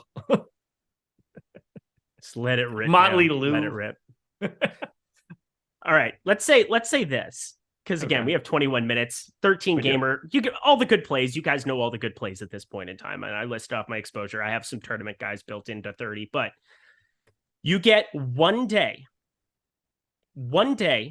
pre-2000. Which day do you go back to? Do I take knowledge back with me? Yeah, you take everything you know now back to a day. What day do you go to? Do I have time to study? Yes. Yeah, you have time to study. I'll give you a week.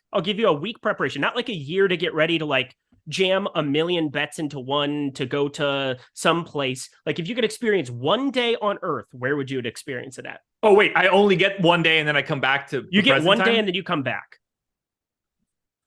It's basically like getting do the things I do change? Is there a butterfly effect? Do the things I do change things? Totally. Okay. Totally. You could save the world. You could stop 9/11. You could stop, you could go to the Revolutionary War. You could do whatever you want one day.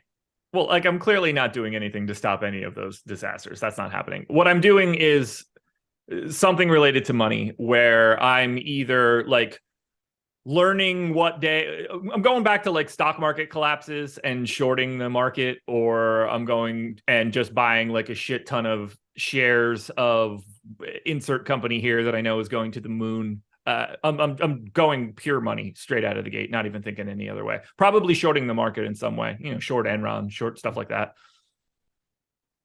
I don't have a day in mind. A day's worth of research would give me that answer, but it's something along those lines. I'd go to Pearl Harbor. I would get everybody out of Pearl Harbor. I was going to pick just out of curiosity, let's just have this conversation. Okay, and then we're going to get into the no house advantage versus the house props. How do you plan to just roll up to Pearl Harbor being like, hey guys, I'm from the future. By the way, they're coming, man, and they're going to mess you guys up? I would probably take a plane and I would have them distract, and I would be the first one there. I've thought about this already, so this is kind of a cheat, but I would literally take the dive so that they were on high alert the day before. I would go December 6th, 1941. I would go the day before. I would fly the plane over, and then they would be on high alert and be on the lookout for other planes. That's what I would do. Where are you getting a plane in a day? I have a week to prepare, or I could. You have a week to find a plane. I bet I could take off a plane in a week. Eric, these planes have to find a place to acquire that plane. Yeah, and I could plane. Figure it out. It's I could steal it from World War II. It is not a modern airplane. No. I could take any plane. I could just take some riff-raffy plane. So the airplane. I would just take some plane so that I end up getting shot down or have something else happen. And then they would be on high alert. I would assume they would. They'd be like, oh shit, why are people able to just fly over and do the thing? Eric Meckelhoff says that I'm financially illiterate because I said that I would short things. You can only make 100%. Yes, that's what they did in the housing market crash. They shorted it and only doubled up.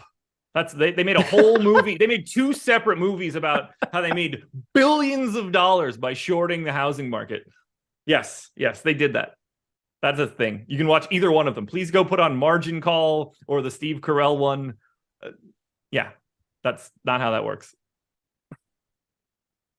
They weren't like, you know what I'm going to do? I'm going to put down $2 billion so I can make another $2 billion. They were like, no, that's not how that worked at all. They cleaned up many, many multiples, more than 1x.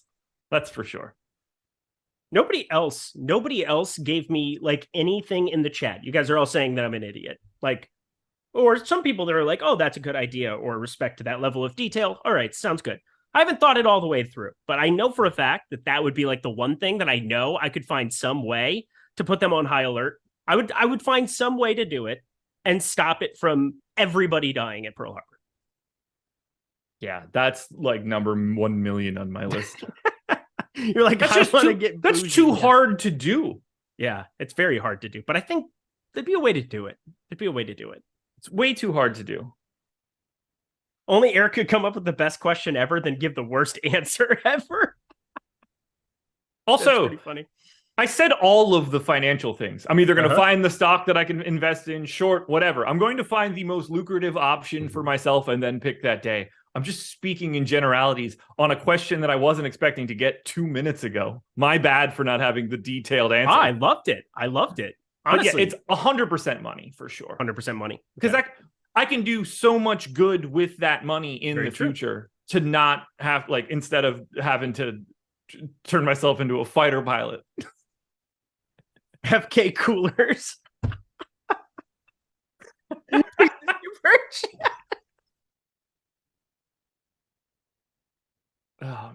Oh yeah, so that is a good question. We're gonna have 15 minutes left. Hit that like button if you enjoyed this topic, by the way. What happens if you die? I come back. I guess that would be a very important thing they would have to do. If I die, I die. That's fine. It saved a bajillion people. That'd be cool. But bajillion? A lot.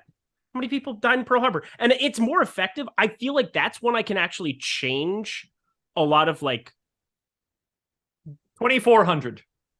2,400 is a lot. There's so many other single events that it's like I wouldn't have the time in a day. Like, I wouldn't have the time. I think I could do enough on December 6th to stop it from happening. Can my answer be I would like to be in the Trojan horse when they wheeled it into the city? Because I think that would just be a cool fly on the wall thing. Could you imagine how bad it stank in there? Oh yeah, I didn't think about that. You would never want to go.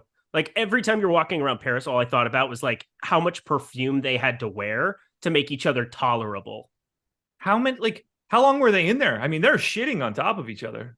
Oh yeah, it's not. Yeah, no, man, I don't need to ride a horse shaped casket. No, you're going to like the 70s or 80s and you're hitting the stock market. That's the easiest one. Because I can do anything I want right now. Positively, if I'd like to. See, 3,000 people died at the World Trade Center. I don't think I could in one day do enough to stop that, because there were so many other things that were happening. Like, I would have to really research and figure out how to, like, because there were like multiple aircrafts, you had multiple places and things, and yeah, it would be impossible. It'd be impossible. I don't think I could stop it. I mean, in theory, you should be going back and trying to stop other very large scale in a day disasters. In a day? Yeah. Go back to like Pompeii and get everybody the hell out of there in a boat. That seems difficult. Can you take weapons back with you? Yeah, you could. Can you show up with Genghis Khan and just be like, just let it rip? Just mow down everybody? Because that would be really great, because that dude killed like everybody in the world. He did. Again, I haven't thought about the logistics of where you get dropped. Could you just get dropped next to a bad person and end them before they did a lot of terrible things? I was thinking more of like you're dropped into some obviously remote that's location. a quick, like, you get in and Yep, and then you're going type stuff. Yeah. Yeah, and then you get out. But I don't think that that's like the rules of the game that I've concocted in my head. It's like if you were dropped at some location randomly, like out of the chopper in Modern Warfare. Yeah, in Tropic Thunder. Yeah, if you just got dropped to some remote location and you had to fend for yourself, could you do enough to stop stuff from happening? Yeah, I'm just not going to do that. I like how we haven't had any news, so nothing matters. Scary, man. That's scary. We got 13 minutes left. Let's look at some no house advantage props, because for the past 17 minutes, we have not done that. And I am anxiously awaiting the DM that tells me to do something relating to that. So we're just going to work our way down the list. We'll talk about the things we like the most. If you have a lean, which you do tend to have leans, I think that's in the title of a video you do. Oh, it is. It is. If you guys go to the Odd Shopper channel, I mean, everybody watches that every single day, right? I do. Oh, well, thank you. Liddy's leans, lacks, and likes.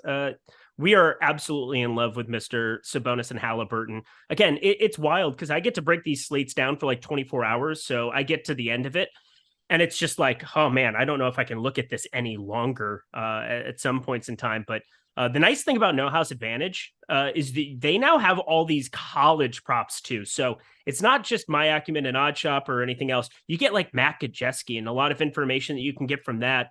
It is really, really nice to have those added to the fray, because then you get things. And Tyrese Halliburton, they have 11.5 assists there. That's kind of the number that exists everywhere today. I still like the over. We're talking about a guy with north of a 50% assist right now at this given time. John Stockton-esque, like that's the only comp that you have. If you were to continue this going, like, do we expect negative regression? Probably at some point in time, but not against Sacramento. I don't. 11.5. I am more than willing to hit the over on that. I can't say I blame you there. He's great. He's been just absolutely exceptional as of late, just completely commanding this entire team. I wouldn't want to take any unders on Tyrese Halliburton right now, because I think he's just evolving as a player very quickly before our eyes. Shout out Iowa State. There you go. No wonder you love him. Yeah, homer pick. Well, he only played for like a month for us before getting hurt. And we went from being like the best team in the country to being literally one of the worst teams in the country immediately once he was out. Yeah. Yeah. I mean, now you're going to be like, you know who was incredible? Didn't get his due. Marcus Fizer. Oh, my God. I did not say that. Look at this. So we're talking that last season, he only played 22 games before getting hurt. So, I mean, it felt like a month. It was not a very long period of time that he played for us that second year.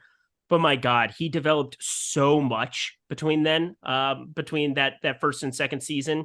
Fell in the draft inexplicably. It was just, I mean, I can't like a basketball player more than I like Tyrese Halliburton. We got the super chat. This is the nerdiest convo ever. Josh, time travel Lord Engleman, the real time Lord. I wish. A couple people got confused that we're going to be able to just hang out and like continue to live our lives. No, we're popping in, we're popping out. Yep. You get one day. Again, I think it's just a fun question. 24 hours. You got to pick somewhere. Everybody's like, oh, if you could be somebody else. But no, you get 24 hours. You drop in, you drop out. The effects can change the world. Yeah. We're going to look at props. Kyrie Irving has a points prop on No House Advantage versus the house of 25.5. I know personally where my number is. How do you feel about 25.5 for Kyrie today? No Ben Simmons. Oh my God. 25.5. Give me way more for Kyrie Irving on FanDuel. Yeah. I'm assuming if you were playing today, and I know if I were playing FanDuel today, he would have been one of my highest owned players. Yes.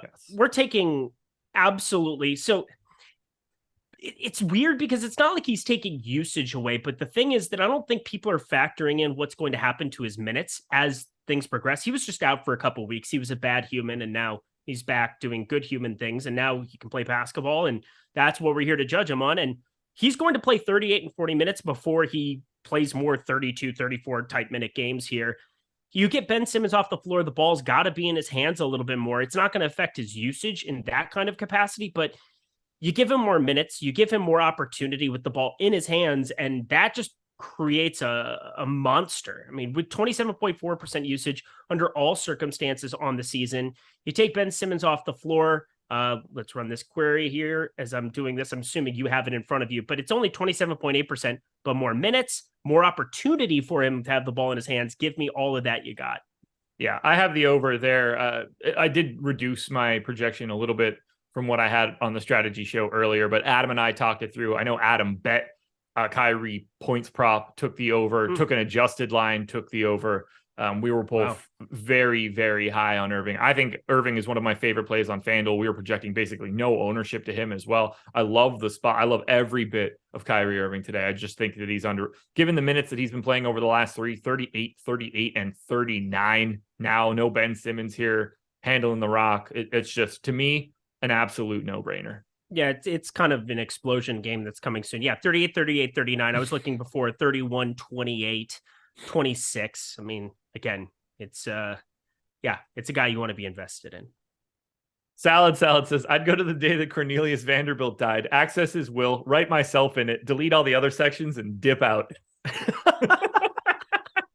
I love it. I love it. See, this is what I'm here for. Guys, I'm saying this is going to be a show that lives in infamy. People are going to be going to Salad University in the future. But where'd you go? Oh, Salad. Nice. I got a degree in Caesar. So good. Oh, man. That's fantastic. All right, more props, because we got 6 minutes to go here before we get out of here. Let's see, who would be a fun one? No. Nick Claxton.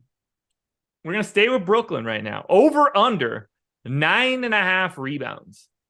9.5 is a big number. How many did I have him for today? Let me pull this up.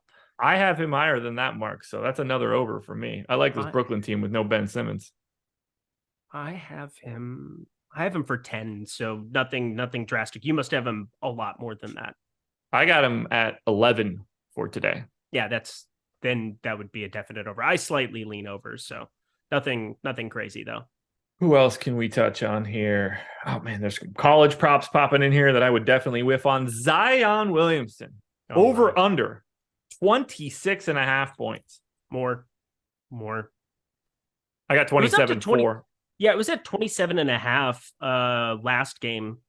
This is just, he's going to command everything he wants. I don't really know what to say. I mean, I had him at 28, so that's kind of the same thing for Claxton, except for points, a little bit more variance as opposed to like rebounds, which feels a little bit more efficient. But yeah, it's still a point, because 1.5 rebounds is not the same as 1.5 points. We'll put it that way.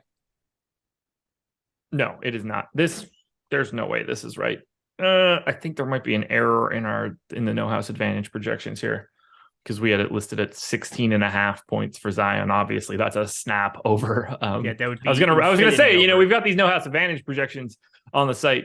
You can just immediately go type in the name, feel it, get an idea of where you want to be, or just sort by under, sort by over. But Zion looked off there, so we might have had a weird pull for him. Maybe it's something to do with CJ getting ruled out or something. John Morant, this is a big one. 31.5. I know what my answer is going to be, and it's not going to be a popular one. Well, it's going to be under on 31.5, but yeah, I love John Morant. He's my highest projected guard today.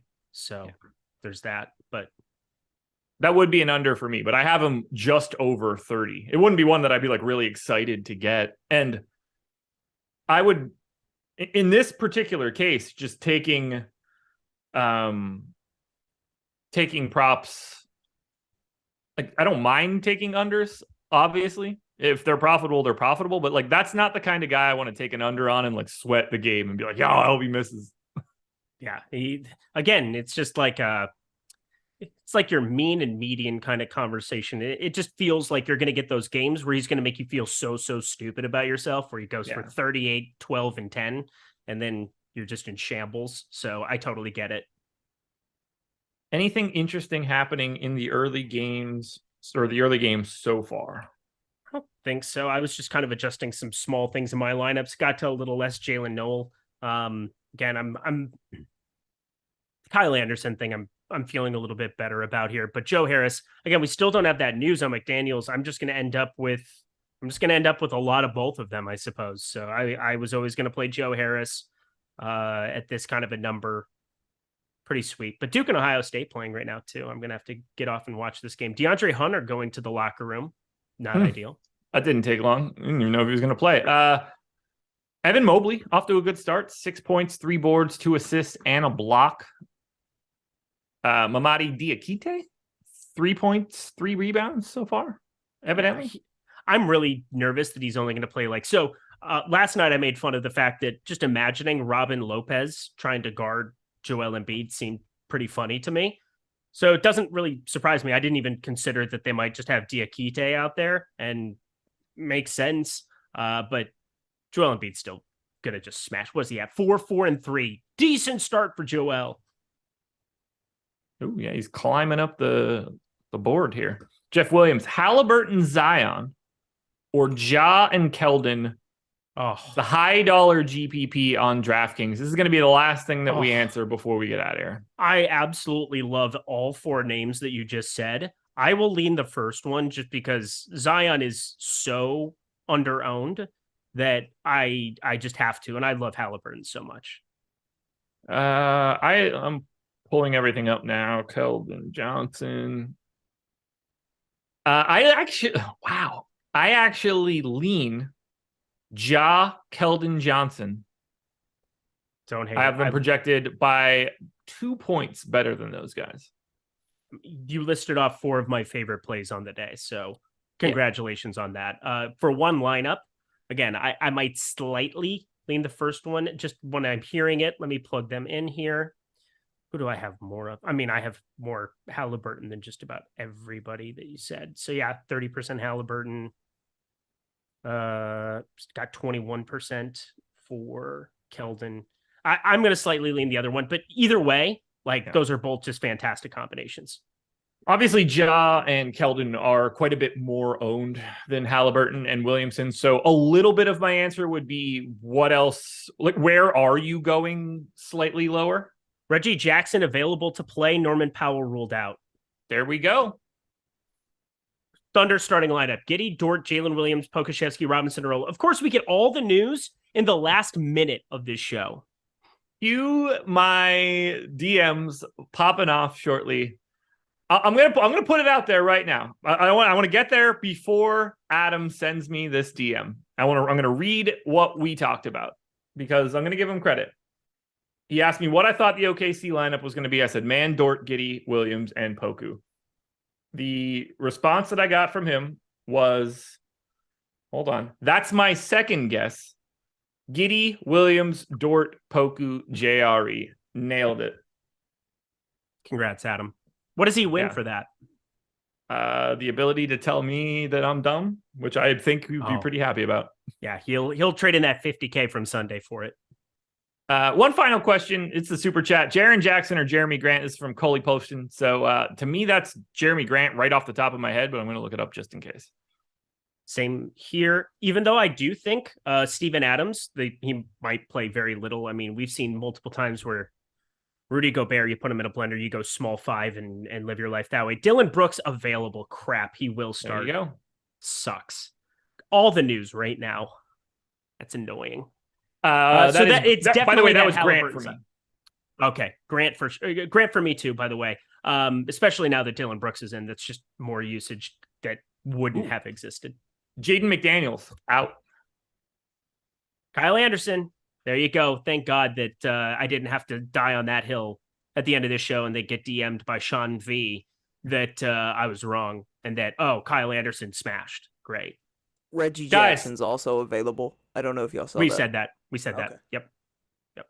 That'll do it, folks. Thank you to Know How's Advantage for being the sponsor. Thank you to Eric for joining me on this one. Tyler for producing this one. It was a fun time. We had a lot of ridiculousness going on over the course of 90 minutes. So it was nice to be here. Don't forget, guys, one game tomorrow. There is no process show. There is no Contenders coming tomorrow. I think we are doing a strategy show. That'll last as long as it takes until Adam and I are done talking about that game.